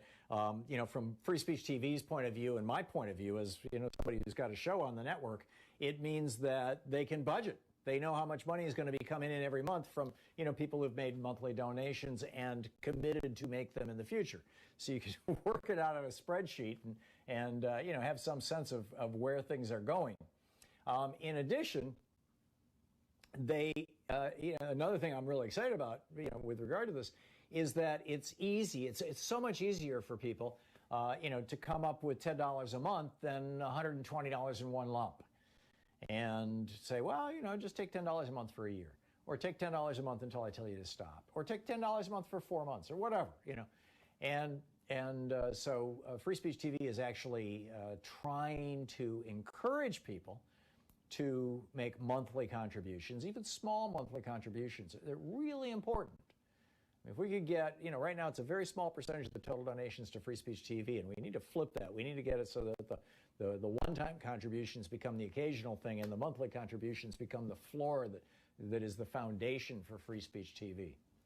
So if you've ever donated before, even a large amount, and you want to give a small amount on a monthly basis, that would be really cool. And Free Speech TV will send you a calendar magnet, a very cool calendar magnet for your refrigerator that is literally only available to people who make monthly recurring donations, and is automatically going to everybody who makes a monthly recurring donation. You don't even have to ask for it. They will send it to you because they are just, you know, so excited about what this is and where it can go and all that kind of thing. So all that said, there's also a bunch of premiums. If you call now, 877-378-8669, and make your contribution with a, these are all one-time gifts. With the $20 gift, you can have your choice of the Thom Hartmann University bumper sticker or the Free Speech TV Fight for Democracy sticker. For a $50 gift, you can get the Free Speech TV webcam cover or the Change Never Happens from the Top Down tote bag. With a $75 gift, you have your choice of the Free Speech TV black hat or the Thom Hartmann Program mug. With a $100 gift, you have your choice of a set of 2 Free Speech TV face masks or the Free Speech TV Quarantine 2020 tumbler. That is going to be a collector's item. I guarantee you. Years from now, can you imagine having a mug that says, "I survived the flu of 1918"? I mean, they're probably out there someplace, right? So anyway, that one rings my bells. Of course, my parents were antique collectors, so I kind of got that in my head. Anyway. With a $120 gift, you can have your choice of Ask Me About Free Speech TV t-shirt, the Free Speech TV social distancing kit, my book, The Hidden History of Monopolies, my newest book, The Hidden History of American Oligarchy. Won't be out until after the first of the year, but you would get it as soon as it comes with an autographed book plate in it. With a $240 gift, there's the virtual meet and greet where we all get together on a Zoom call and have a great time. And that's with $240, or with a $240 gift. If you can also have your choice of the Free Speech TV hoodie or the Reclaiming Our Democracy book set. That's both Monopoly and Oligarchy. That's with a $240 gift. And with a $360 gift, there's the Thom Hartmann University Winter Box, which includes the Hidden History of Oligarchy, the Hidden History of Monopolies, a set of 2 face masks, and the Quarantine 2020 tumbler, sure to be a collector's item one day. And with a $1,000 gift, you get in line, and once we're all vaccinated, I don't think this is going to be that much longer. I'm looking at, probably the end of summer by the latest. We'll all be able to travel again, get together. You can drop by our studios here in Portland and see how we do the show, and we will have a grand old time. So those are the gifts. Those are the, and what everything costs and all that kind of thing. And there are so many ways that you can get involved with Free Speech TV. You can be our PR department. Tell your friends, tell your neighbors, spread the word. This is really important stuff. We need to be spreading the word. If we can expand our viewer base, we're also expanding our donor base, and that helps all of us. It also shortens these fundraising drives. So call now, 877-378-8669. Thank you so much. So 877-378-8669. If Free Speech TV is of value to you, if you're finding that, if you're learning things from Free Speech TV, if you're entertained by Free Speech TV, if you're finding community around Free Speech TV, now's the time to step up and say, yes, I want to be a supporter of Free Speech TV. I want to give back a little for all that hard work that everybody at the network in Denver is doing, and all the hard work that all those various shows put into their shows. And I'll tell you, the easier it looks, the harder it is. Seriously, a lot, the shows that just look like, oh, that's so smooth and easy, and it just looks like they just ad-libbed everything. No, those are the hardest shows to put together. And we really appreciate your support. And I think I can speak for everybody on Free Speech TV, and I know the folks in Denver do very much appreciate your support. So please call now, 877-378-8669. Call now. Thank you.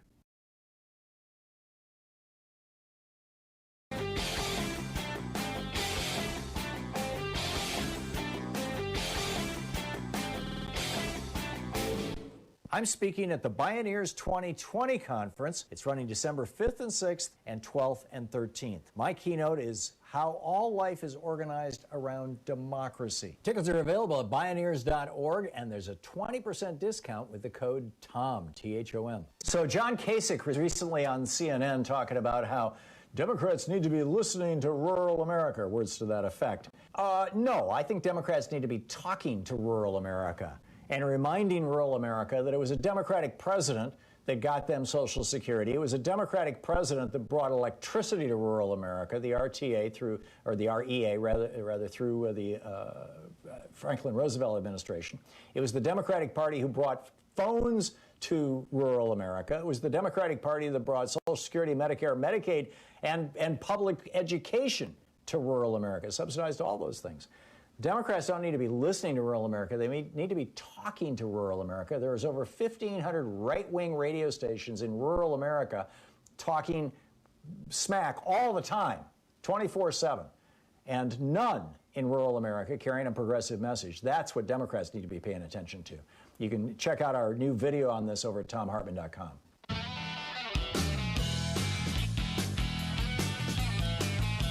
Welcome back. Thom Hartmann here with you. Kevin in Santa Rosa, California. You've got some information for us about the possibility of Donald Trump going to Florida and Ron DeSantis saying, no, I will not extradite him to New York to stand trial. I will keep him here. Right? Right. So Dennis Banks is the founder of the American Indian Movement, and this is from his obituary in New York Times. Okay. In 1976, California Governor Jerry Brown granted Dennis Banks asylum and refused to extradite him to South Dakota. And that held until 1983, when a Republican governor took over in California. Wow. So you can look it up. No. Actually, I'm not sure who that was. No, Jerry Brown. Yeah, no. I mean, it was Jerry Brown who said you can't. I'm not going to extradite him. So not only do state governors have the power to deny extradition to other states, but and in fact, it wasn't the legislature or federal courts or anything that overturned that. It was just a new governor deciding that wasn't going to be the policy of the state. Not only do they have that power, but there is a precedent for them using that power that lasted for years. Yes, and it said that 76. Jerry Brown got a petition with 1.4 million signatures on it supporting Dennis Banks. Wow. Amazing. So my fever dream is the wrong way to describe this, because that's what you want, I think. My paranoid dream that Donald Trump is going to, Christmas time, he's going to go down to Mar-a-Lago. They're refurbishing it right now for his family to live there. That he's going to go down, and they're going to have to rezone it as well if it's going to be a private residence, which I'm sure he can handle. But so he's going to go down there, and there's every chance that Ron DeSantis can say no, he's going to stay here. And then it's going to be up to the citizens of Florida to put a Democrat in the governor's mansion in Florida, and then they can extradite Trump back up to New York, where he can stand trial for the crimes that Letitia James almost certainly is going to charge him with. Kevin, thank you for that. That's fascinating. Thank you so much. Okay. Thank you. Bye-bye. Yep, good talking to you. Jessica in Chicago. Hey, Jessica, what's on your mind today? Hi, Tom. I love your show. And yeah, I really do. I 100% disagree with the caller, Jarrett, who said no more protests. Protests wake the people up. I'm emailing Indivisible to help with a funeral procession in front of Mitch McConnell's house. We drop off as many body bags as possible. Mitch McConnell is responsible for everyone dying from this coronavirus, too. He refuses to give any COVID relief, and we need to show him what he is causing by not being humane. Jessica, what you're describing is not so much protest as it is political theater, guerrilla political theater. I support both protest and political guerrilla theater, and that's the one thing that the Republicans got really good at. I mean, the whole Tea Party movement, paid for in large part by the Koch brothers, was basically political guerrilla theater, and all the grandstanding that Matt Gaetz and all those other guys did, and Jim Jordan and whatnot. And the Democrats were never really good at that. We had some groups who were like the billionaires for Bush. But and there was a huge tradition of this back in the 60s and early 70s, in the anti-war movement. But good on you. That is great. I'm so glad to hear that you're getting into political theater. God bless you. Jessica, thanks for the call. Sarah in Minneapolis. Hey, Sarah, what's on your mind?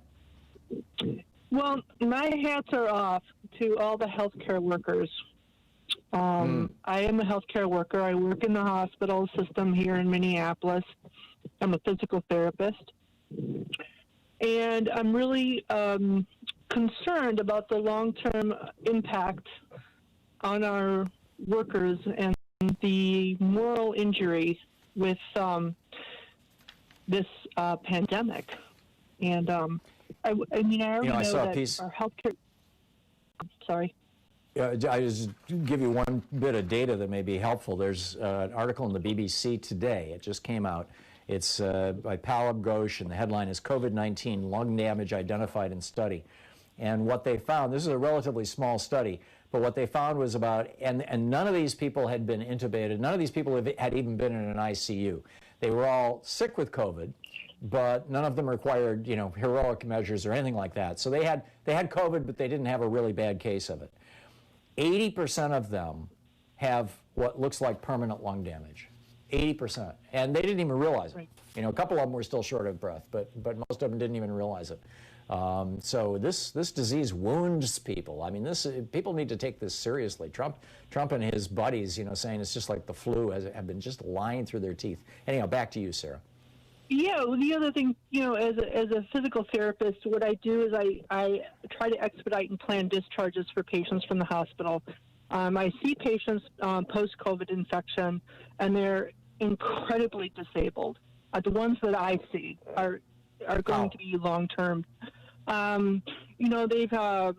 They were on the vent for 3 months, and they have a tracheostomy, and their kidneys failed, and their lungs are trashed, and they're not going to get their pre-existing life back. Those are the people that I'm seeing. They survive, but they're incredibly debilitated. But also part of it is I plan these discharges for patients, and I'm having to make decisions because the hospital desperately needs a bed. And, trying to get them to home, and the home care agencies are filled. They can't take any more clients. And also just the moral fatigue within the staff as we're trying to manage no healthcare system is prepared. Even the most functional healthcare systems in the world cannot. Taiwan's was for the.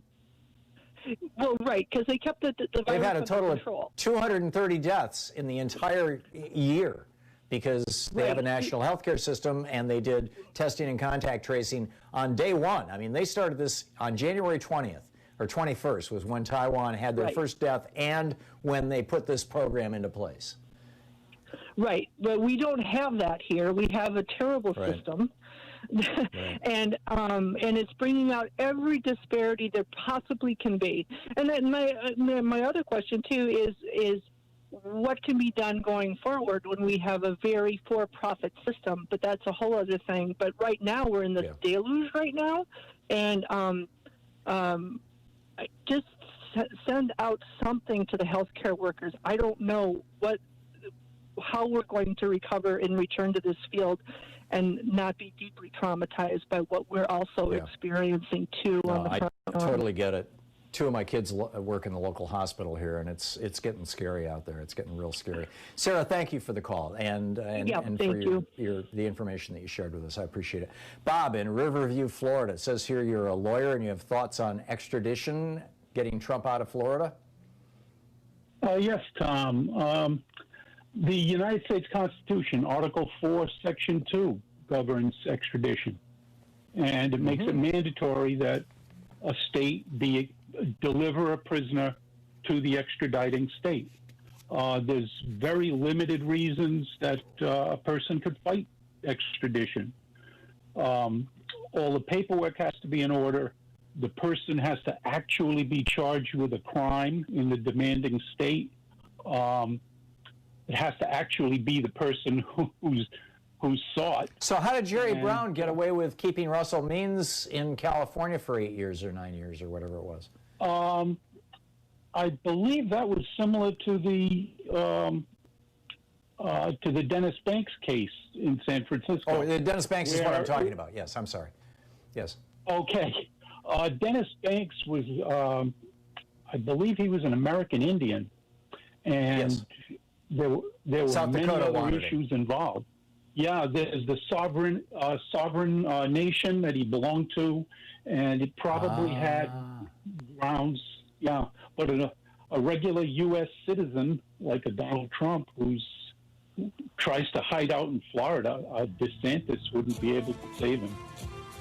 That's fascinating. Yeah, I just read it. You're absolutely right. A person charged in any state, with a crime who shall flee from justice, the executive authority of the state from which he fled, he shall be delivered up to be removed to the state having jurisdiction of the crime.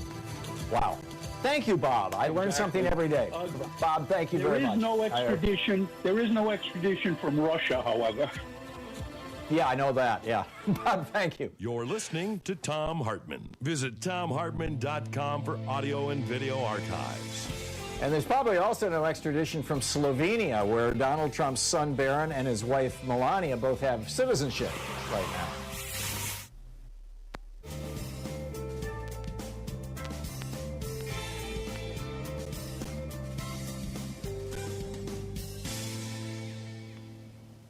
And welcome back. Mike in Attitoon, is it Attitoon, Florida? Altoon, Florida? How do you say it? Altoona. Altoona. Oh, okay. Hey, Altoona, what's up, Mike? Florida. I would gladly sign a petition to get Donald Trump out of the state, but unfortunately, I'm seeing as many or more Trump flags in this very red county of Lake County, right next to the National Forest. Lots of guns. Unfortunately, I'm seeing as many or more Trump flags. So that's the status quo here. Yeah, that's pretty bizarre. Thank you for the report. You know, it'll be interesting. I mean, call in a couple of weeks. Let's see if this thing fizzles out or if it gets ramped up. Now that Trump has raised $170 million since the election that he can use to really crank up his base and buy lots and lots and lots of Facebooks and all that kind of stuff, God only knows where this thing is going to go. Mike, thanks for the call. It's great to hear from you. David in Albuquerque, New Mexico. Hey, David, what's on your mind today? Hello, Tom. When you were kind of going down a list of Donald Trump's crimes, I was thinking, you know, one of the tools that he used was kind of MSNBC did a link to Richard Engel, on the Panama Papers, right? And I was stationed in Panama. It never looked like that when I was there, Panama City. But one of the tools they used was offshore banking. And Angela Merkel has issued a criminal warrant for the people who ran Mossack Fonseca. And I think Joe Biden needs to, come in agreement with her, and we need to expose offshore banking. I mean, human trafficking, forced prostitution, drugs, I mean, who's got money there? And I think it will explain a lot of what's going on in politics. Well, and who's got money that's been laundered through Trump real estate? I mean, that is the huge question in my mind. And, is it just your run-of-the-mill autocrat who's been ripping off his government and his people, converting tax dollars to personal use? Or is it drug lords? Or, is it the mob? I mean, who is it that Donald Trump is laundering money for? Right. And I think this will expose a lot of inconsistencies and criminal exposure. Yeah, I'm with you. I think that, when Trump leaves office on January 20th, the 2 or 3 months after he leaves office, and in particular the first few weeks, are going to be absolutely fascinating, because we're going to be hearing reports about all the stuff that has been destroyed, right? Hey, we got into the office and we expected to find transcripts of Trump's conversations with Putin, or we expected to find transcripts of Jared's conversations with Mohammed bin Salman, but all that stuff was shredded and all the servers have been wiped. And, all that stuff that they all hysterically, went after Hillary Clinton for when she just took her personal emails out of all the business ones that were subpoenaed. They're going to go nuts with this stuff. Excuse me, David. David, thanks a lot for the call. Amazing. Yeah, I think you're absolutely right. We'll be right back with Dr. Mark Plotkin, co-founder and president of the Amazon Conservation Team. Stick around. We'll be right back.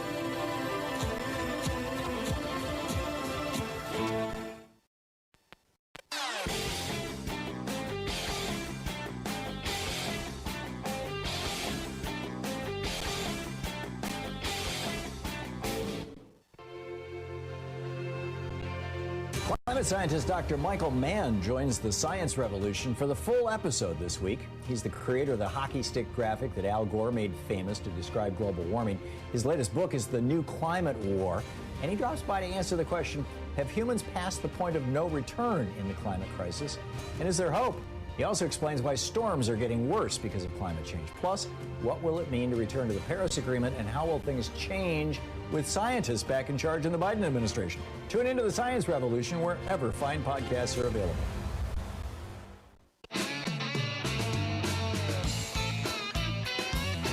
Welcome back. Thom Hartmann here with you. And Dr. Mark Plotkin is the co-founder and president of the Amazon Conservation Team, AmazonTeam.org. He has several books, including his most recent, The Killers Within, The Deadly Rise of Drug-Resistant Bacteria. Bioneers, he's going to be speaking at Bioneers. His Twitter handle is Doc Mark Plotkin, Plotkin, or AmazonTeam.org. And Dr. Plotkin, welcome to the program. I understand you also have a newer book coming out. What's the title of that? It's out from Oxford Press. It's called The Amazon, What Everyone Needs to Know. Ranges from ayahuasca to climate change, everything in between. Cool. Okay, so here in the West, you know, I woke up this morning coughing. My lungs are still not fully recovered from the week-long experience we had here in Portland, where the smoke from the fires, you know, much of our state was on fire, and the smoke was so dense. One day I actually did my show wearing a KN95 mask because my lungs and my throat were so raw. The water exhaust pipe from our heating system that drains, you know, the AC condensate out, actually that condensate, it was so full of these particles that it burned through the copper pipe and was leaking into the wall. I mean, this is just awful stuff. But how do, when you've got massive forest fires going on, and more to come as a result of climate change, and you're trying to engage in conservation, you know, and you're trying to protect or make healthy your forests, how do we do that, and what can we learn from the people of the Amazon, the people that you are so closely connected to, about this? Well, Tom, you've been a champion of climate change, and I think the world is increasingly waking up to this, for better or worse, and mostly for worse. And when we see forests burning down in the Amazon, we think, well, we got our own problems at home because we've got forest fires in California. We've got forest fires in Napa, endangering the world's wine supply. But the shamans with whom I work say it's all the same thing. It's all connected. Some people on your show would call this the butterfly effect. What happens there affects us here and vice versa. Yeah. So what lessons can we learn from how indigenous people in the Amazon are dealing with this? Or is it that they are as helpless in the face of this these climate change induced wildfires as we appear to be? Well, Tom, we work with a group called the Kogis in Colombia, some of the most traditional people in the world.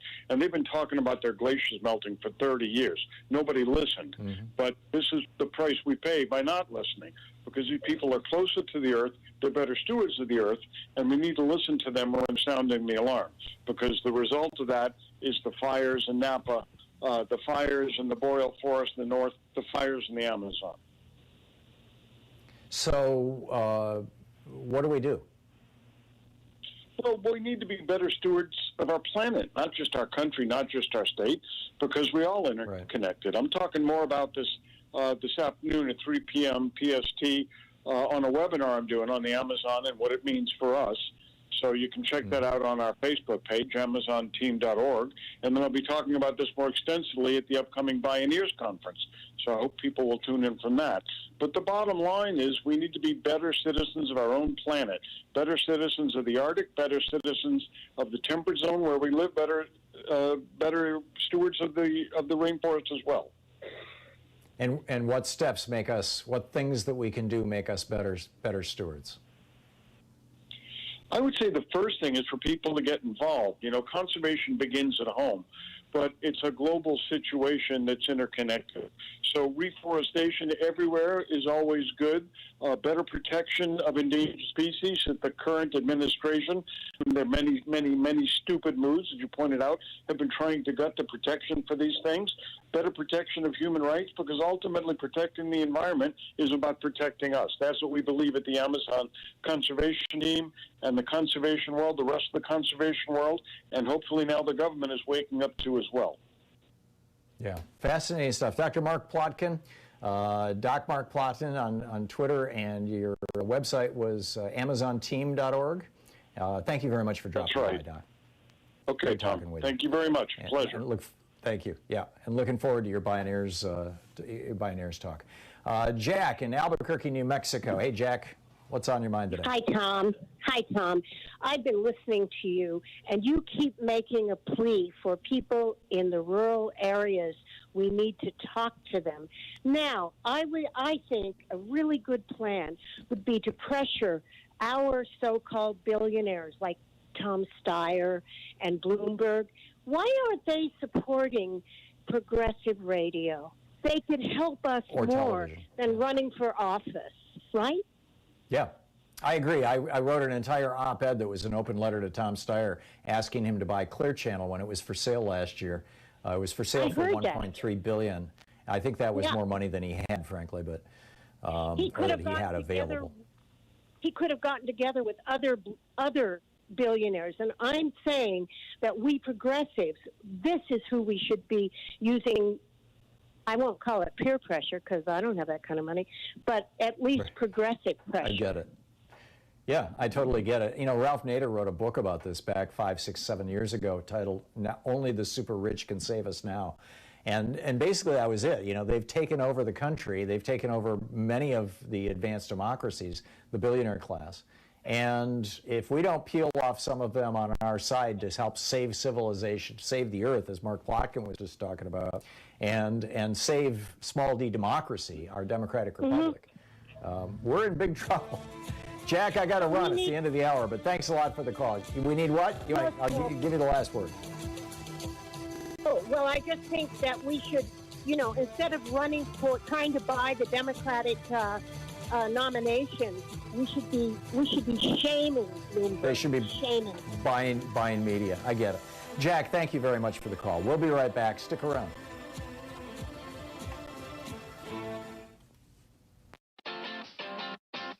You're listening to Thom Hartmann.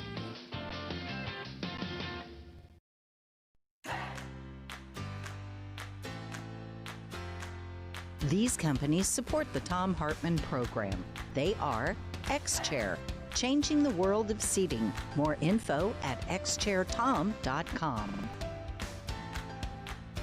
Gabby.com.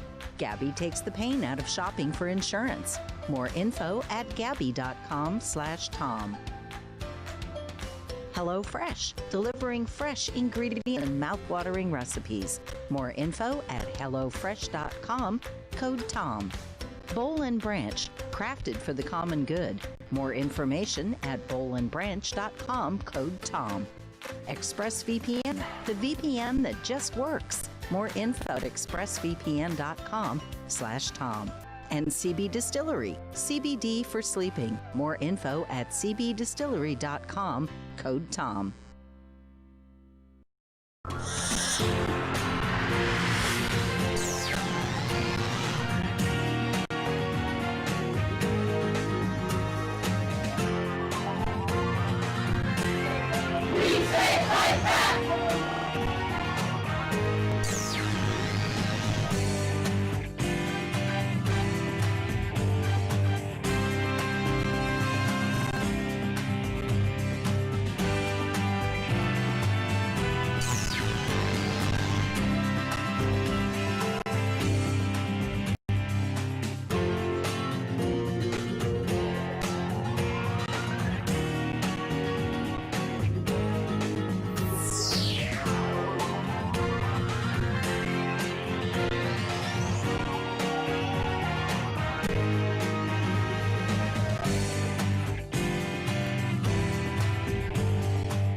I am so excited that Free Speech TV is really putting a focus right now on monthly sustaining gifts. First of all, there's a whole bunch of reasons I'm excited about it. Free Speech TV's point of view and my point of view as somebody who's got a show on the network, it means that they can budget. They know how much money is going to be coming in every month from people who've made monthly donations and committed to make them in the future. So you can work it out on a spreadsheet and have some sense of where things are going. In addition, they another thing I'm really excited about with regard to this is that it's easy. It's so much easier for people to come up with $10 a month than $120 in one lump. And say, well, just take $10 a month for a year, or take $10 a month until I tell you to stop, or take $10 a month for 4 months, or whatever, So Free Speech TV is actually trying to encourage people to make monthly contributions, even small monthly contributions. They're really important. If we could get, right now it's a very small percentage of the total donations to Free Speech TV, and we need to flip that. We need to get it so that the one-time contributions become the occasional thing, and the monthly contributions become the floor that is the foundation for Free Speech TV. So if you've ever donated before, even a large amount, and you want to give a small amount on a monthly basis, that would be really cool. And Free Speech TV will send you a calendar magnet, a very cool calendar magnet for your refrigerator that is literally only available to people who make monthly recurring donations and is automatically going to everybody who makes a monthly recurring donation. You don't even have to ask for it. They will send it to you because they are just, so excited about what this is and where it can go and all that kind of thing. So all that said, there's also a bunch of premiums. If you call now, 877-378-8669 and make your contribution with these are all one-time gifts. With the $20 gift, you can have your choice of the Thom Hartmann University bumper sticker or the Free Speech TV Fight for Democracy sticker. For a $50 gift, you can get the Free Speech TV webcam cover or the Change Never Happens from the Top Down tote bag. With a $75 gift, you have your choice of the Free Speech TV black hat or the Thom Hartmann Program mug.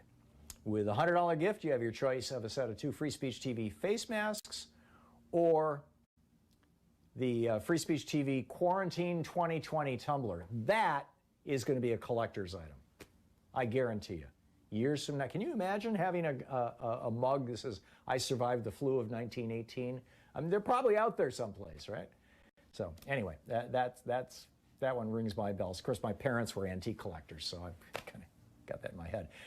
Anyway, with a $120 gift, you can have your choice of Ask Me About Free Speech TV t-shirt, the Free Speech TV social distancing kit, my book, The Hidden History of Monopolies, my newest book, The Hidden History of American Oligarchy, won't be out until after the first of the year, but you would get it as soon as it comes with an autographed bookplate in it.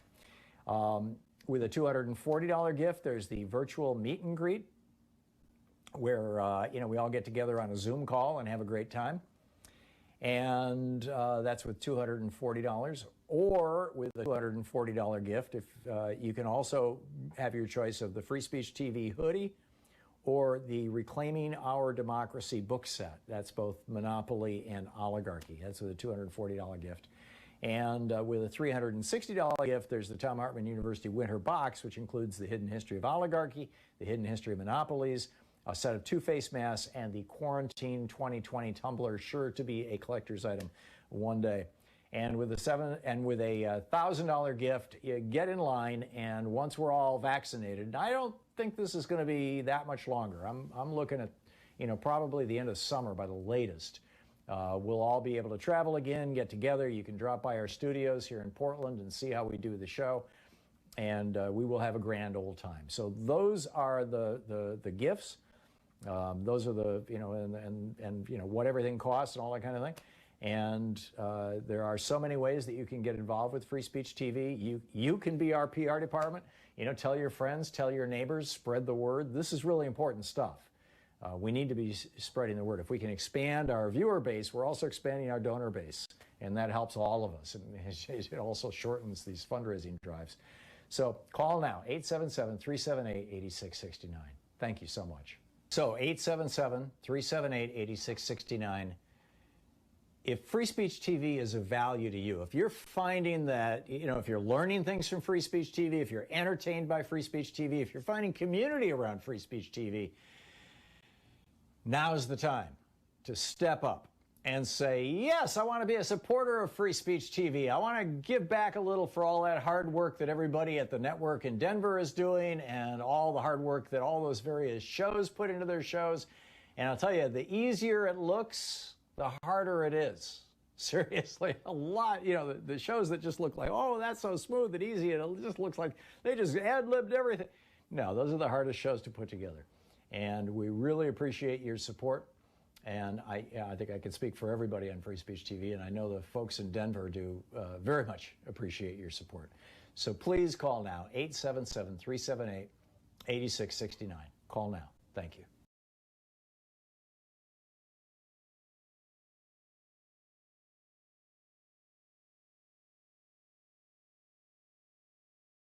Warning that democratic institutions were coming under growing threat. The death of truth.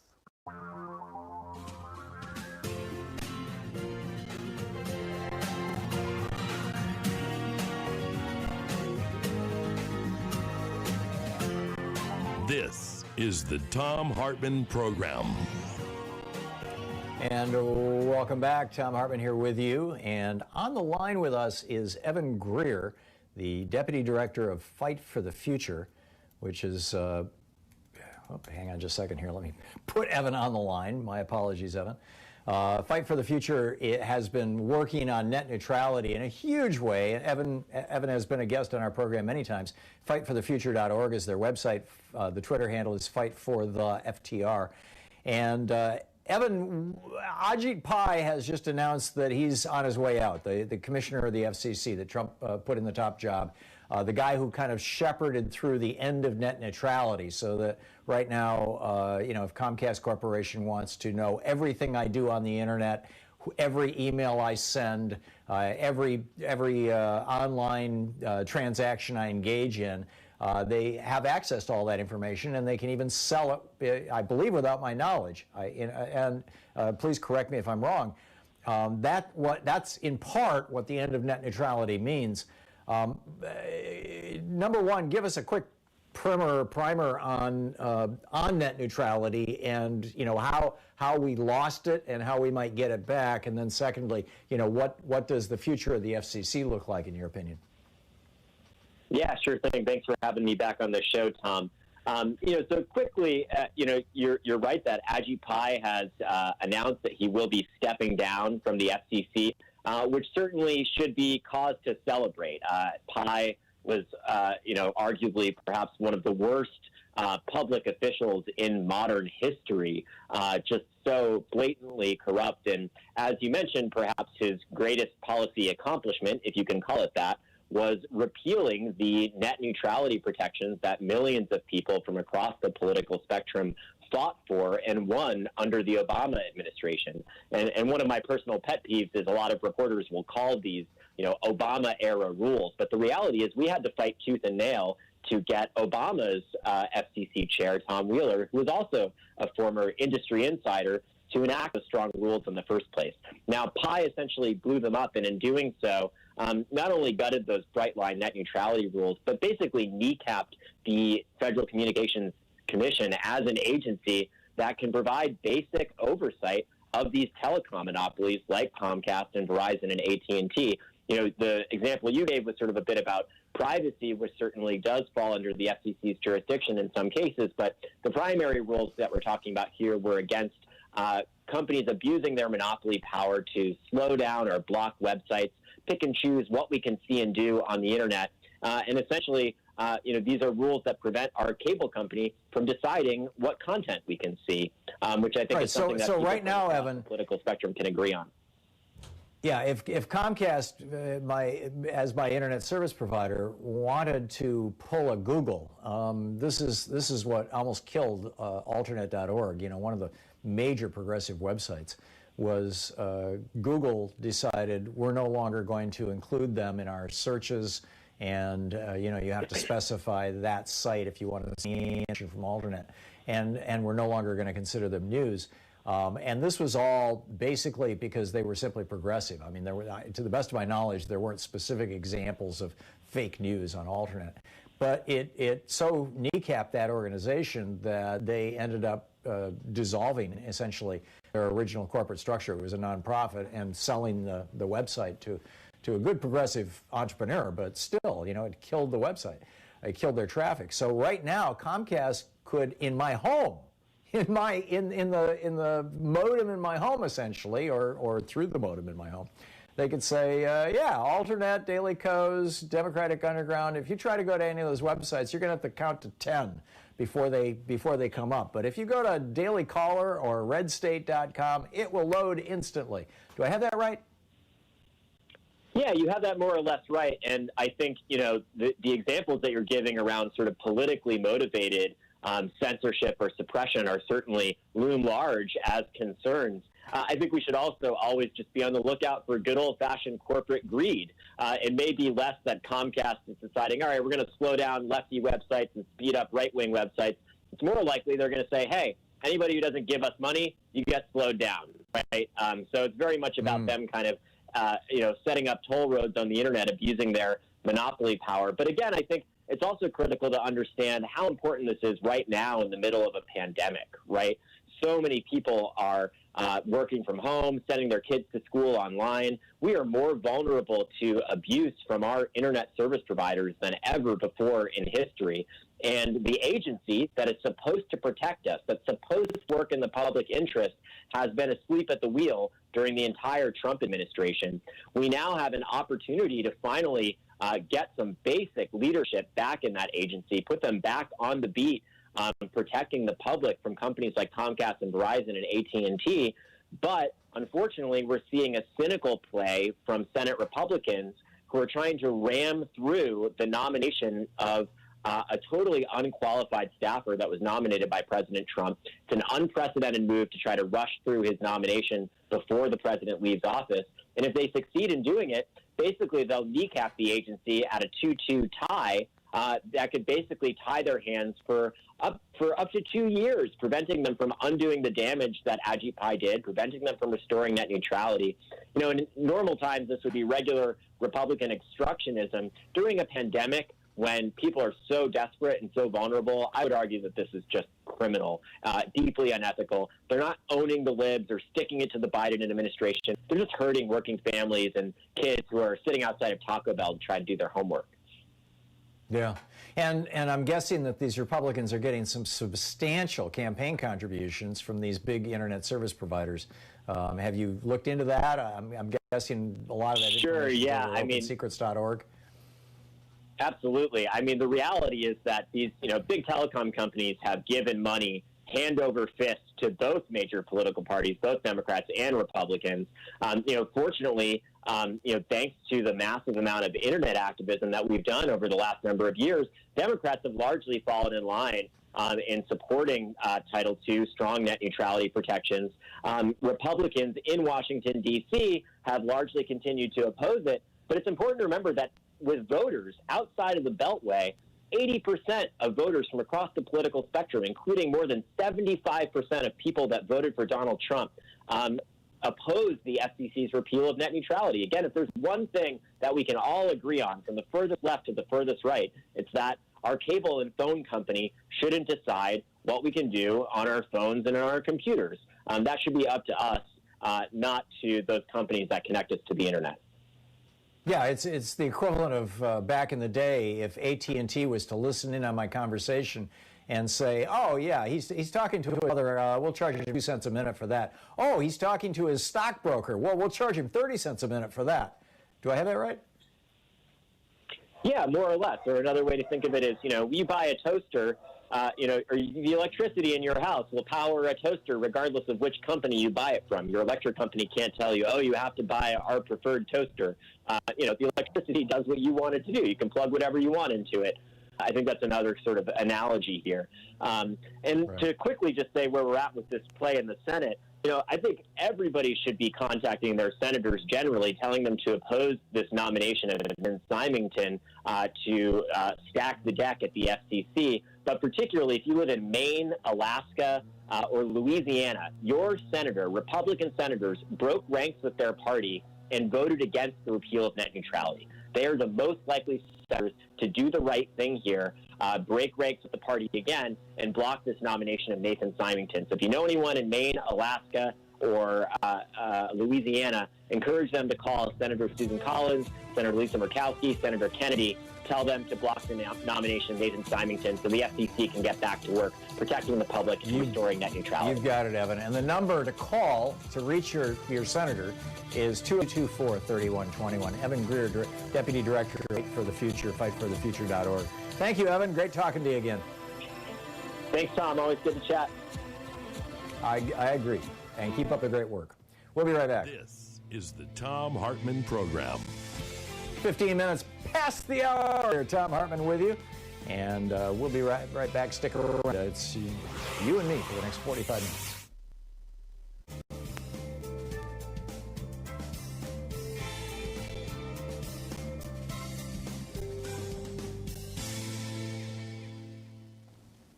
And welcome back. Colin in Kirkland, Washington. Hey, Colin, what's on your mind today? Thank you for taking my call. Regarding your discussion about Trump escaping down to Florida to hopefully avoid extradition, I believe another caller mentioned or brought up the issue of interstate extradition. Actually, I think what's more likely to happen is that he's going to escape down to Brazil. Oh, with Jair Bolsonaro. Exactly. Bolsonaro, he is a Trump worshiper. He's a COVID denier. He's a climate change denier. They're, the upper ruling class in Brazil, they're white enough that Trump can accept them. Russia is too cold for Trump. But Brazil is not a particularly wealthy country. I mean, if he wants to live in luxury, I realize you can do that in Brazil, but the status attached to it is nothing compared to, for example, moving to Moscow and building Trump Tower while he's there and saying, I'm here, I've got to supervise this construction.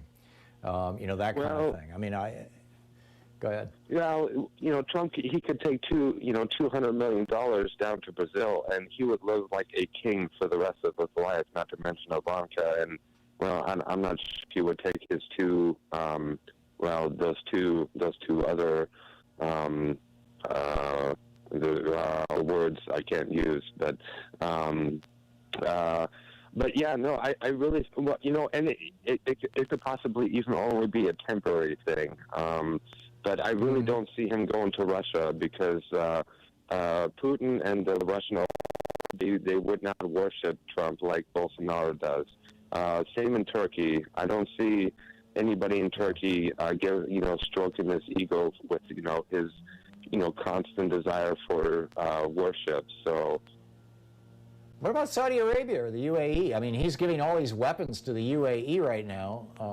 I figured this was payback for, their sovereign wealth fund helping Jared Kushner get $1 billion to keep from losing his 666 Fifth Avenue property in Manhattan. But, maybe it was more like, hey, we'll sell them weapons because I'm going to move there.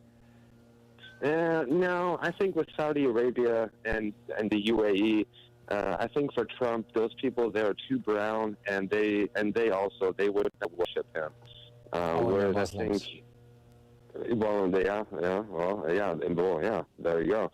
But no, I think down in Brazil, I think even if it's only for a short while, I think that's where Trump's going to go. So, long story short, I think what you were talking about, Trump running down to Mar-a-Lago. Sometime around Christmas. I think over the next couple of weeks, there ought to be some people paying attention to whether or not there's going to be a luxury yacht docked or moored, I think that's the correct term, close to Mar-a-Lago. And also keep in mind also, Trump you mean then he could head out to international waters? He could head to international waters, and you also have to understand maritime laws, where a country's sovereignty extends 12 nautical miles beyond the land. And Brazil doesn't have an extradition treaty with the United States. Amazing. Well, it's a good topic for a betting pool. Which country is Trump going to flee to? Or will Ron DeSantis try to help him, or will he, take a yacht into the international waters? Amazing stuff. Colin, thank you. Thoughtful guest. We'll be right back.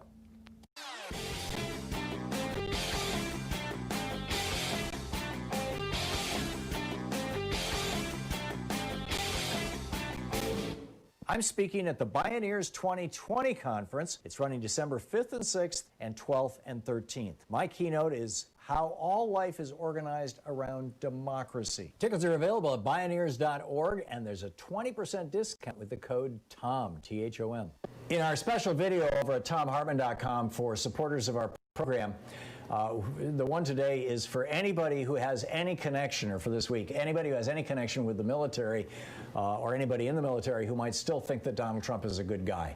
And I'm going through, like, I don't know how many, 20, 30, 40, 50 individual data points of times when Trump has trashed our troops, when Trump has deported troops, when Trump has deported military spouses who aren't citizens, when Trump has lied to our troops, when Trump has, specifically pulled money from our troops. I mean, he took money out of military housing, which is in some parts of the country, mold infested and really in a crisis, to build his border wall that Mexico is supposed to pay for, as just one example. So there's a whole list of these things in that new video that's available over at thomhartmann.com, especially for anybody you know who has any consideration or concern at all for our U.S. military.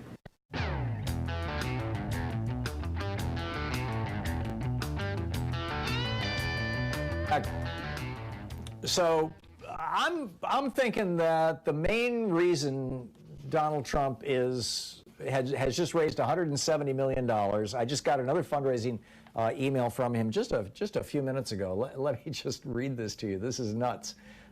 It comes from Official Trump Polling, which is kind of crazy.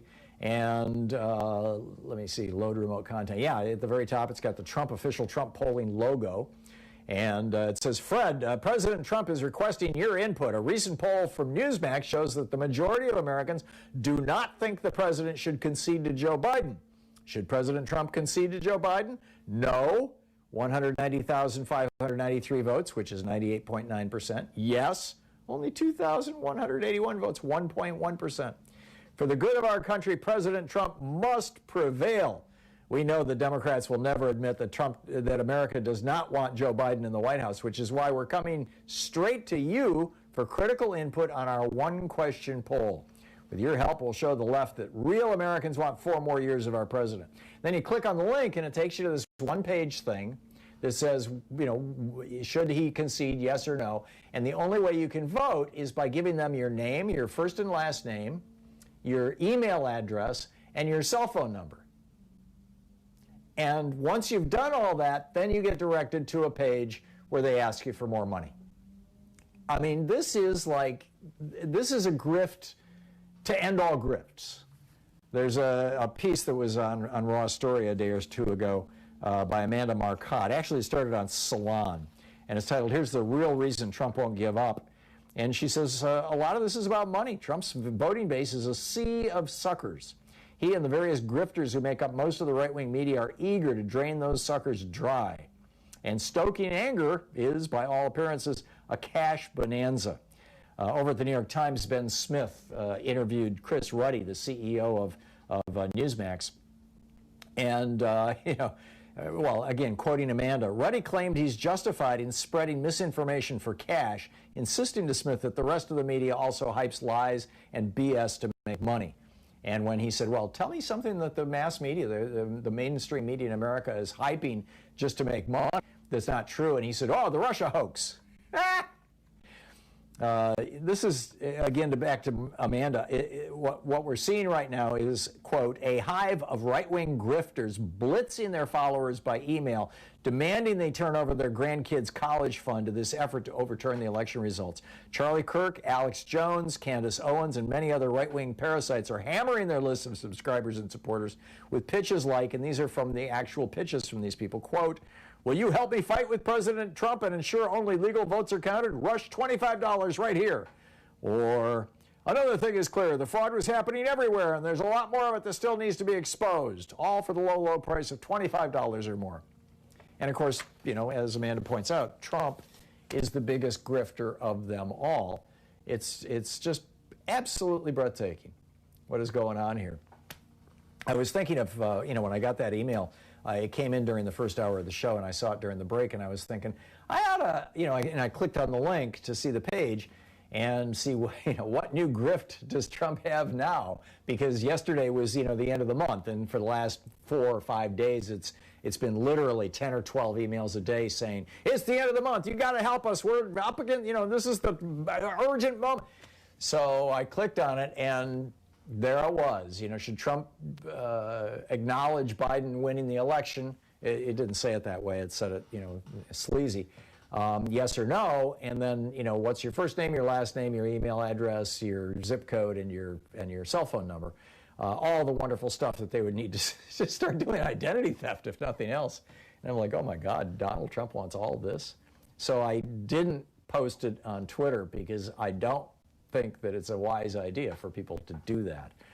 When I got on Trump's mailing list, all I had to give him was my name and address, you know, and $5. And that was back in 2015. That was during the primary when he was starting to shake up the Republican Party there. And, you know, I did the same for a few other candidates, both on the Democratic and Republican side, just to get on their mailing list. But Trump's mailing list is incredible. It's awesome. It is so, I mean, awesome, shocking, I guess would be a better word than awesome. It is nothing but appeals for money and outright statements that are false. You know, we all know Donald Trump won the election. Give us $25 to help us prove it. You know, is the basic essence of it. We are watching a grifter, a professional, lifelong grifter, from a family of grifters. His father was a grifter. And with, you know, 3 kids who are grifters, we are watching the last act of a 4 or a 5-year grift. You know, keep in mind, Donald Trump started his campaign for presidency to try to get more money out of NBC for Celebrity Apprentice. He was all upset that Gwen Stefani was getting more money than he was. So he ran a con on NBC and ended up president of the United States. He's figured out a way to monetize that. Over $130 million that we know of taxpayer dollars have gone directly into Donald Trump's pockets via his hotels and properties, golf courses where he has to bring the Secret Service and everybody. It's mind-boggling. And what's the next chapter going to be? You're listening to the Thom Hartmann Program. Call 202-808-9925. What new grift is Donald Trump going to have? I predict it's going to be perpetual candidate Trump, you know, constantly squeezing more and more money out of the elderly supporters of his.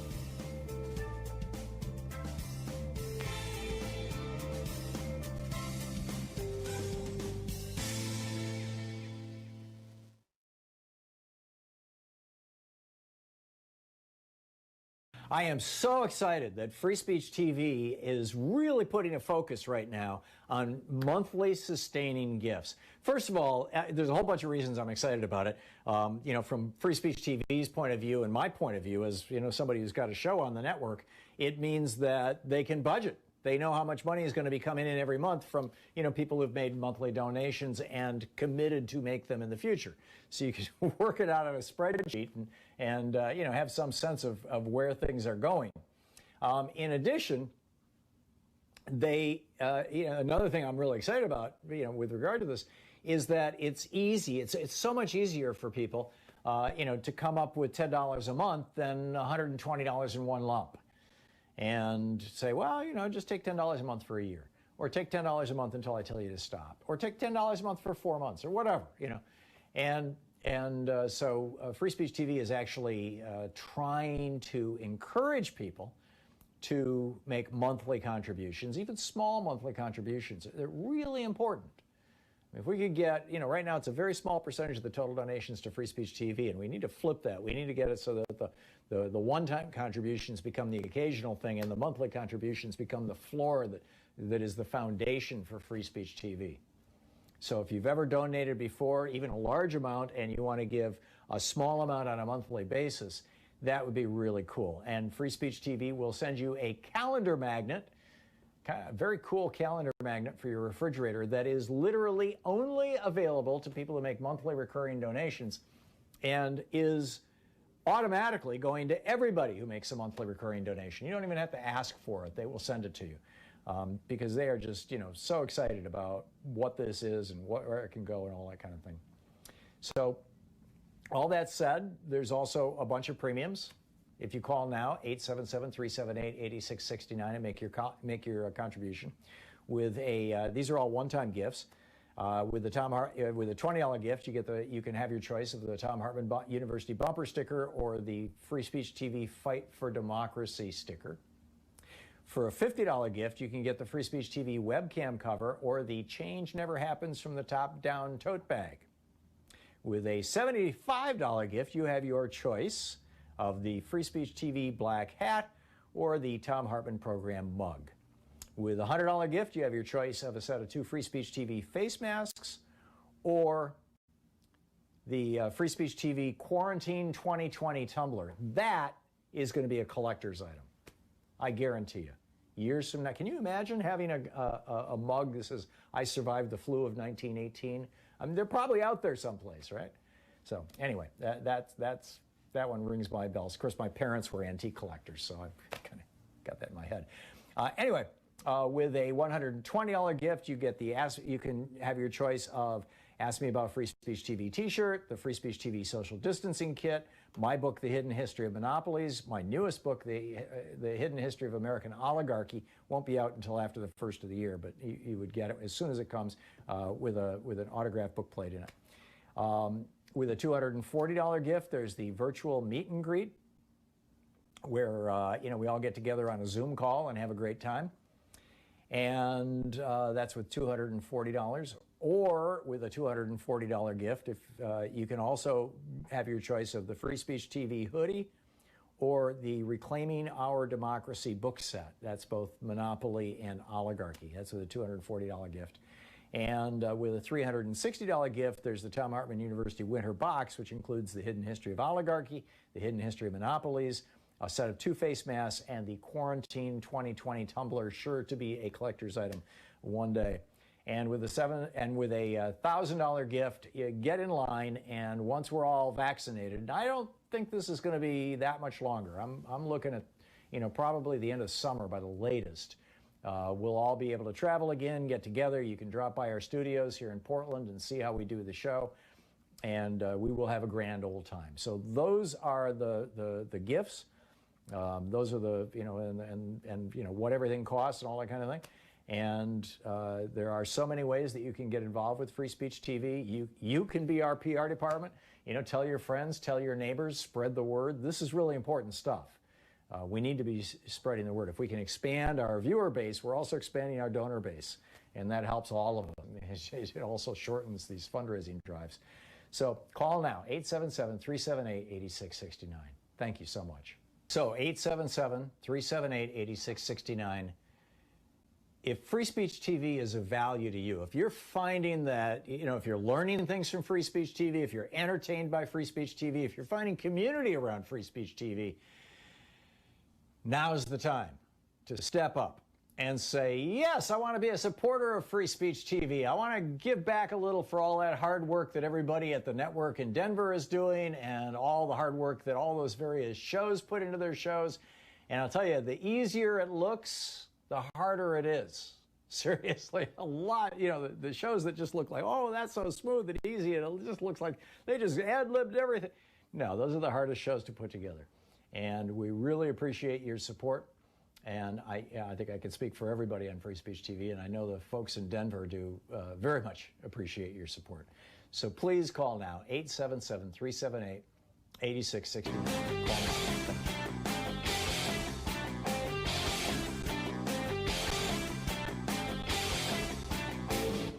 The Hidden History of Monopoly tells how Robert Bork, that guy from the Reagan era, transformed corporate America and destroyed the American dream.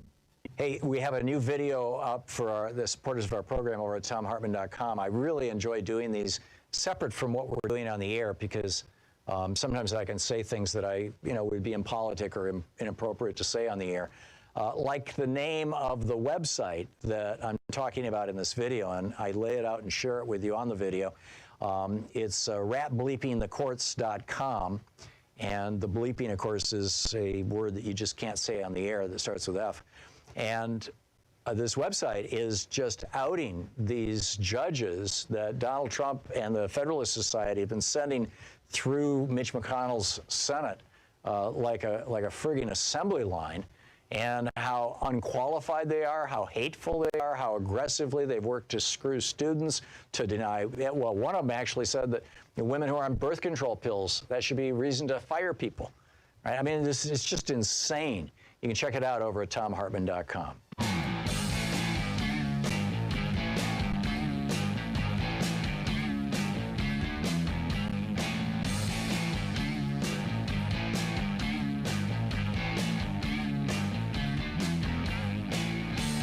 And welcome back. Thom Hartmann here with you. And Fox News, this is just amazing. Ainsley Earhardt on Fox News yesterday. I've heard it time and time again, she says. If it's not fair, if mail-in ballots are not reformed, if we use them in the future, then a Republican president will probably never happen again. You get this? They're declaring war on voting. Voting by mail is probably the single most secure way of voting. Or it's maybe, next to walking a paper ballot in person in and putting it in the box. But there's a paper trail, it's so safe, so secure, so without fraud. The biggest challenge right now is that because we don't have a right to vote, literally millions of votes got thrown out in this last election, the 2020 election, because by and large Republican poll watchers were inserted into Democratic districts, largely Democratic precincts, and they argued that the signatures didn't match the signature card and challenged the ballots before they were even counted. And that happened, literally millions of times all across the United States with this election. That's the biggest problem with it. And, again, in Oregon here, the elections are very well run, and we don't, obviously you have to sign the outside, but they're not intentionally looking to disenfranchise mail-in voters like, they might do in Florida or Georgia or someplace else like that. It's just remarkable stuff. Anyhow, Kirk in Lakeland, Florida. Hey, Kirk, what's on your mind? Thanks for listening to WMNF. Yes, thank you. Tom, I was just really pondering the question of Trump's value in a foreign country to begin with. And I just want to say this. He's no Snowden. Snowden had some potential value and continuing value as an asset. But, Trump inside of a foreign country, and I don't care what foreign country that is, he doesn't bring a lot of value. He doesn't have a lot of leverage in another country. So what's he going to do for Bolsonaro? Is he going to sell real estate stakes or walk down there? So anyway, that's my question. It seems like in bringing him into a foreign country would be more headache than it would be worth. I think that countries that view themselves as potential military adversaries with the United States, which would largely be China and Russia, but let's not forget that Saudi Arabia apparently was, or at least, I can't say Saudi Arabia was apparently involved with 9/11, but Saudi Arabians perpetrated 9/11. So maybe Saudi Arabia as well. Would love to get hold of, our military secrets. How does the nuclear system work? What is the delay on the launch codes? How do you make the decision? Who's in the chain of command for this? In fact, I wonder how much of this they're going to change after Trump leaves office, because he could potentially sell this information. Just like, in the first weeks after he became president, he invited Kislyak and who was the foreign minister? I'm forgetting his name. Lavrov, Dmitry Lavrov. He invited them into the Oval Office. They released the pictures. We would never have known of the meeting if the Russians hadn't released the pictures. And in that meeting, he revealed to them one of Israel's top secrets. Who their agent was in this particular situation. And it was payback for helping him become president, in my opinion. I doubt there's any transcript of that, but it seems to me like they would welcome him. We should turn this into some sort of a maybe not a contest, but who's going to speculate correctly. I'm thinking Trump is going to say, okay, I've got to, if he doesn't get a media deal here in the United States, and it looks like he is going to get prosecuted, and I think those are both likely. I think that he will probably move to Moscow and say, I've got to supervise the construction of the Trump Tower. We've got $1 billion program here, and one of the Russian banks is financing it, and, et cetera, et cetera. So that's my bet. We had an earlier caller who said he thought it was going to be Brazil because Bolsonaro is a Trumpy. I'm not so sure of that. I think Bolsonaro is a Trump imitator, but who knows? Where do you think he would end up, Kirk? Well, he's no stable genius, and so the idea that again that he retains any of this information or anything else, it's all the people behind him that have been really pulling those levers to get power. And I understand once he leaves office and goes to a foreign country, how he could be manipulated, but it's really those people behind him that were the brains behind a lot of what happened. And so I just don't think that Trump and his kids alone are a valuable asset. Jared Kushner, we could argue about that, yes, especially in Saudi Arabia, but agreed on some points. But I just think that, again, I just think that's a spoiled brand that people don't want, and that, he may represent, a fractionated portion of the country, but, it's an earlier caller's point. I live in Central Florida, and, what I've seen over the past couple of weeks is less Trump signage and less Confederate flags. And so I think people, I think people are cautiously moving forward, and listen, I think he's going to fade away like the Tea Party did. That would be absolutely be my hope. Yeah. But Kirk, I got to move along. But thank you for your vote on this, as it were. Dane in Butler, Pennsylvania. Hey, Dane, what's up? Hey, Tom, you were talking about the Trump campaign. You were reading that email they sent to you. I had a quick story for you about that.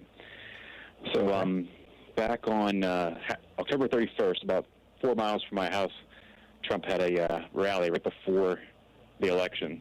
And so me and a friend, we got some tickets to the rally, and we went in before anybody else got there, and we put up a bunch of Joe Biden stuff, and he put up like a big doll and all this stuff. And so it was a lot of fun. It was a good time.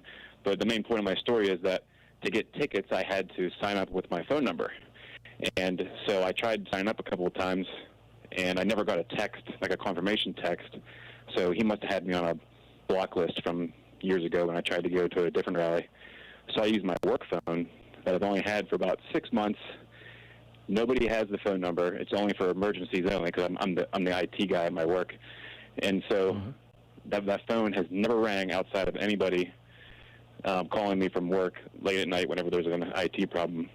About 4 days after I sign up for tickets for the Trump rally, I get a phone call asking me if I want to buy an extended warranty on my car, and I don't even own a car. I've been getting those too, and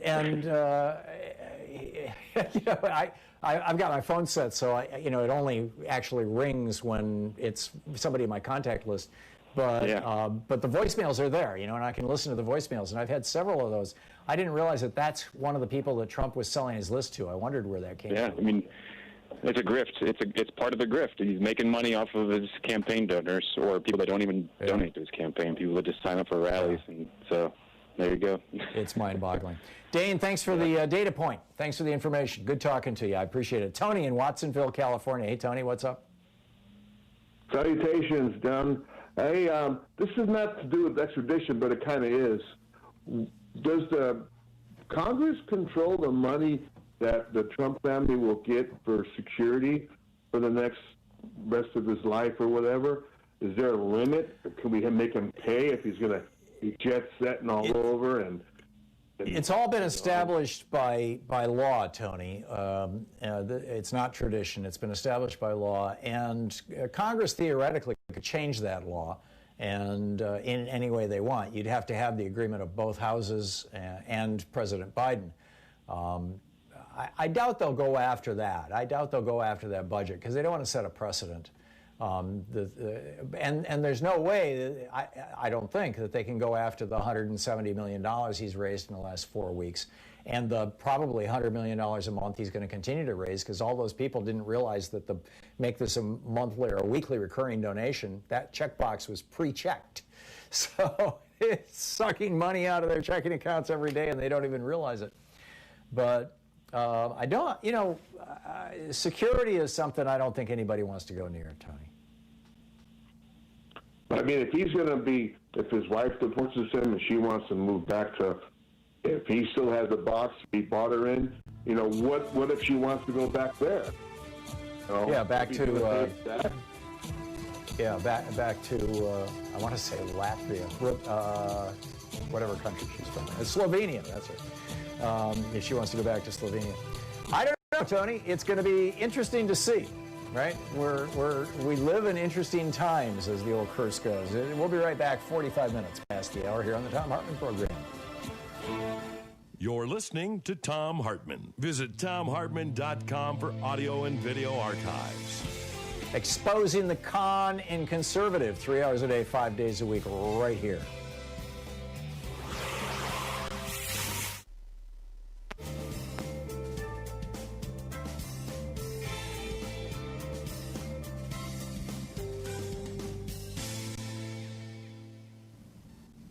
And welcome back. John in Portland. Hey, John, thanks for listening to X-Ray FM. What's up? Hey, China was the first one to get this outbreak. They totally got it under control. They tackled it with a modern healthcare system, and they had it wiped. By February, Xi Jinping said to Trump, he said, you catch it by breath. Mm-hmm. Trump told that to Bob Woodward, or to, Bob Woodward. It's going to take the West a year to accept it. She had no reason to lie, and he was correct. It was a month later before the first article came out recognizing the possibility of aerosol transmission by a professor, Lisa Brousseau, who's got 150 articles published, retired professor of infectious diseases. Her article was entitled, COVID-19 transmission messages should hinge on science. They didn't. The CDC was still talking about touch. They ignored her. It was like 2 months later before the Lancet and medical, recently, major medical, still talking about the possibility of aerosol transmission. And the only difference between aerosol and droplets is the size of the particles. There's no reason to think that it wouldn't be small. It's like, and now China has a vaccine. In fact, China... they've already vaccinated millions of their people. China has been doing this for several months now. They've been vaccinating people. You're absolutely right, John. And most of their cities are completely back to normal. They still have a problem up on their border with Russia in the far northwest, but outside and perhaps but I mean, Vietnam's got this thing under control. A lot of countries have got this under control. And spot on. It's just the incompetence. I would say malicious incompetence, because I think this goes back to that meeting on April 10th in the White House where Jared Kushner said, the New York Times and the Washington Post just released on April 7th or April 6th that most of the people who die from this are black people, and it's happening mostly in blue states. And we can make the blue state look bad. We should stop our efforts. At that point, they were actually planning efforts to distribute masks and the post office. In fact, it was almost a done deal. They had the stuff printed for it and everything. Here's your 5 masks, and every citizen in America was going to get 5 masks from the post office, and they just pulled the plug on the whole thing. It's mind-boggling. John, thanks for the call. Richard in Ypsilanti, Michigan. Hey, Richard, thanks for watching Free Speech. What's up? Yeah, hi, Tom. I was wondering what you would think of the victims or families of victims of the COVID to file a class action lawsuit against Fox News for their complicity in the misinformation about the virus. I believe there have been several independent lawsuits. If not, there's certainly been accusations in the press. But class action, I don't know how classes work. I know that it's fairly, typically to be a member of a class in a class action against a corporation, you have to have been, a customer of the corporation. You have to be able to demonstrate your relationship to them and the way that they harmed you. I don't know. But if it's possible and legal, I'm guessing some lawyer somewhere is trying to figure it out, how to do it right now. It's an interesting idea. Richard, thank you. Fascinating stuff. Anyhow, it's coming up on 10 minutes before the hour, or 50 minutes after the hour. Thom Hartmann here with you, speaking the truth to the multinational corporations. We'd really rather you didn't know all about it. We'll be right back.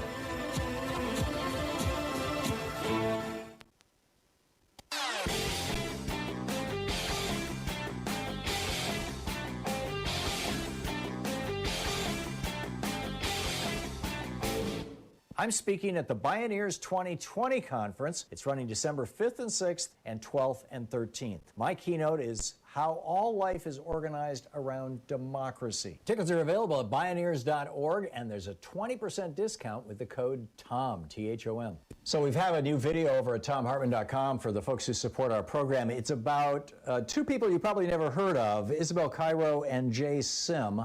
They are economists with the Federal Reserve, and they just came out with this extraordinary new paper. It was actually published by the Fed, in which they point out that most of the economic crises and problems that we're experiencing in the United States, going back to the 1980s, the stagnation in wages, the actual drop in wages, the stagnation in household income, as more and more people in households are working, the explosion in the net worth of the top 5% of households, things that are driving, credit bubbles and other, stock bubbles and things like this.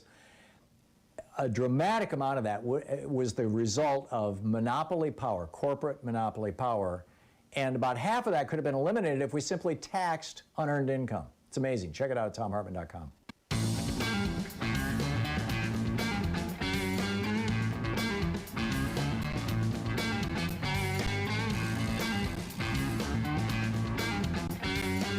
Welcome back. Thom Hartmann here with you, and Wayne in Fort Lauderdale, Florida. Hey, Wayne, what's on your mind today?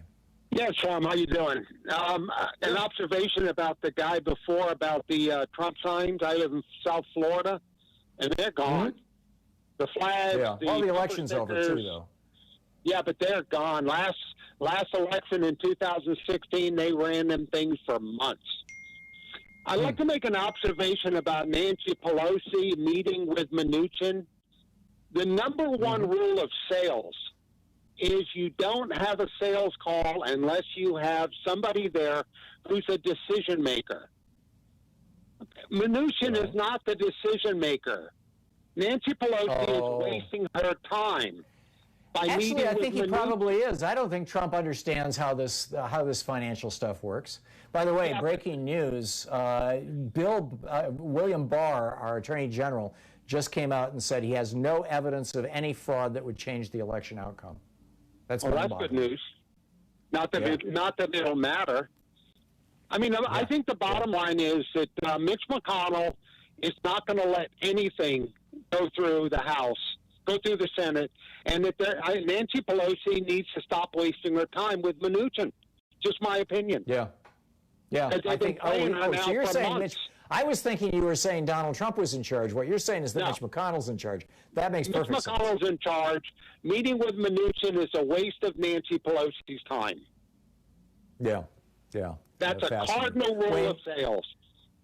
Yeah, You've got to meet with a decision maker. Yep, Wayne, thank you very much. Well said. Jay in Chicago. Hey, Jay, what's up? Tom, first-time caller. Follow-up questions to a previous call on extradition clause.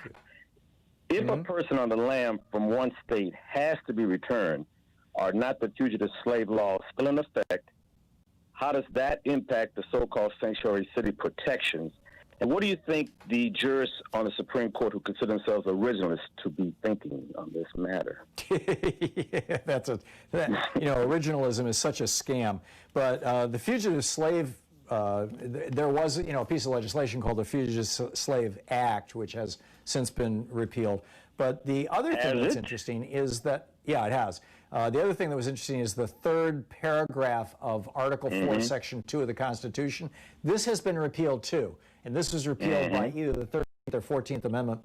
No person, but this is what it originally read, no person held to service or labor in one state under the laws thereof, escaping into another, and of course they're talking about enslaved persons, shall in consequence of any law or regulation therein be discharged from such service or labor, but shall be delivered up on claim of the party to whom such service or labor may be due. So that was Butler and Pickering, yeah, there you go. So, I don't know. It's like I said, it's going to be. Think about this, Shirley. If the original reason was to bring my people back for whatever, in the modern sense today, we have people who could be considered fugitives just by crossing the border from Mexico to Arizona, or just by going between states. So in effect, the slave laws are still de facto. Yeah. Well, they've been reinvented, basically. I mean, a lot of the institutions of slavery just later became the institutions of Jim Crow. You know, the plantations were turned into prisons. Laws were passed that made minor infractions of the law, things that you would go to jail for 2, 3, 4, 5 years for. You know, I'm literally things like jaywalking, spitting on the sidewalk. And they would arrest black people all over the South for those things and throw them in prison for 4 or 5 years just to get the free labor. What do you think about the president's? Re-enslavement. What do you think about the president's Supreme Court rulings where they thought they were going to go? Are they being as extreme as you thought? Yes. Well, this last ruling that public health is not as important as religion, that's nuts. I mean, that you go back to 1793, there was a yellow fever epidemic in Philadelphia, and it recurred a couple of times. And in the recurrence that happened in 1797, or maybe 98, it was 98. A couple of years before.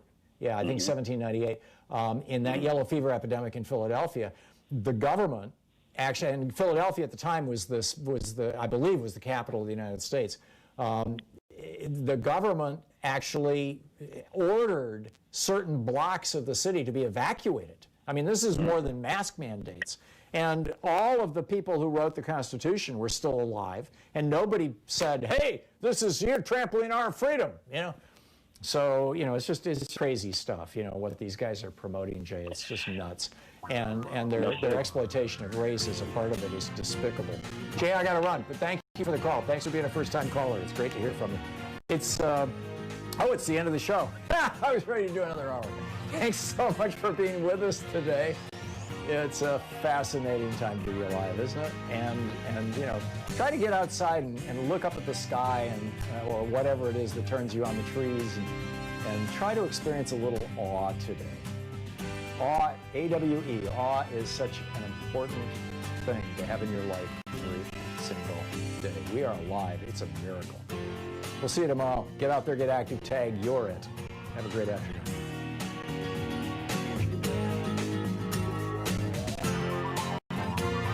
You've been listening to Thom Hartmann. For audio and video archives, visit thomhartmann.com.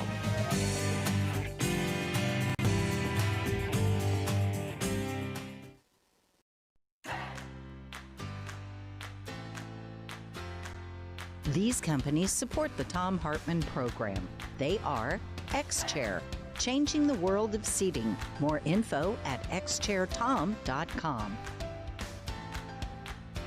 Gabby.com. Gabby takes the pain out of shopping for insurance. More info at gabby.com/Tom. HelloFresh, delivering fresh ingredients and mouth-watering recipes. More info at hellofresh.com, code TOM. Boll and Branch, crafted for the common good. More information at bollandbranch.com, code TOM. ExpressVPN, the VPN that just works. More info at expressvpn.com/Tom. And CB Distillery, CBD for sleeping. More info at cbdistillery.com, code TOM.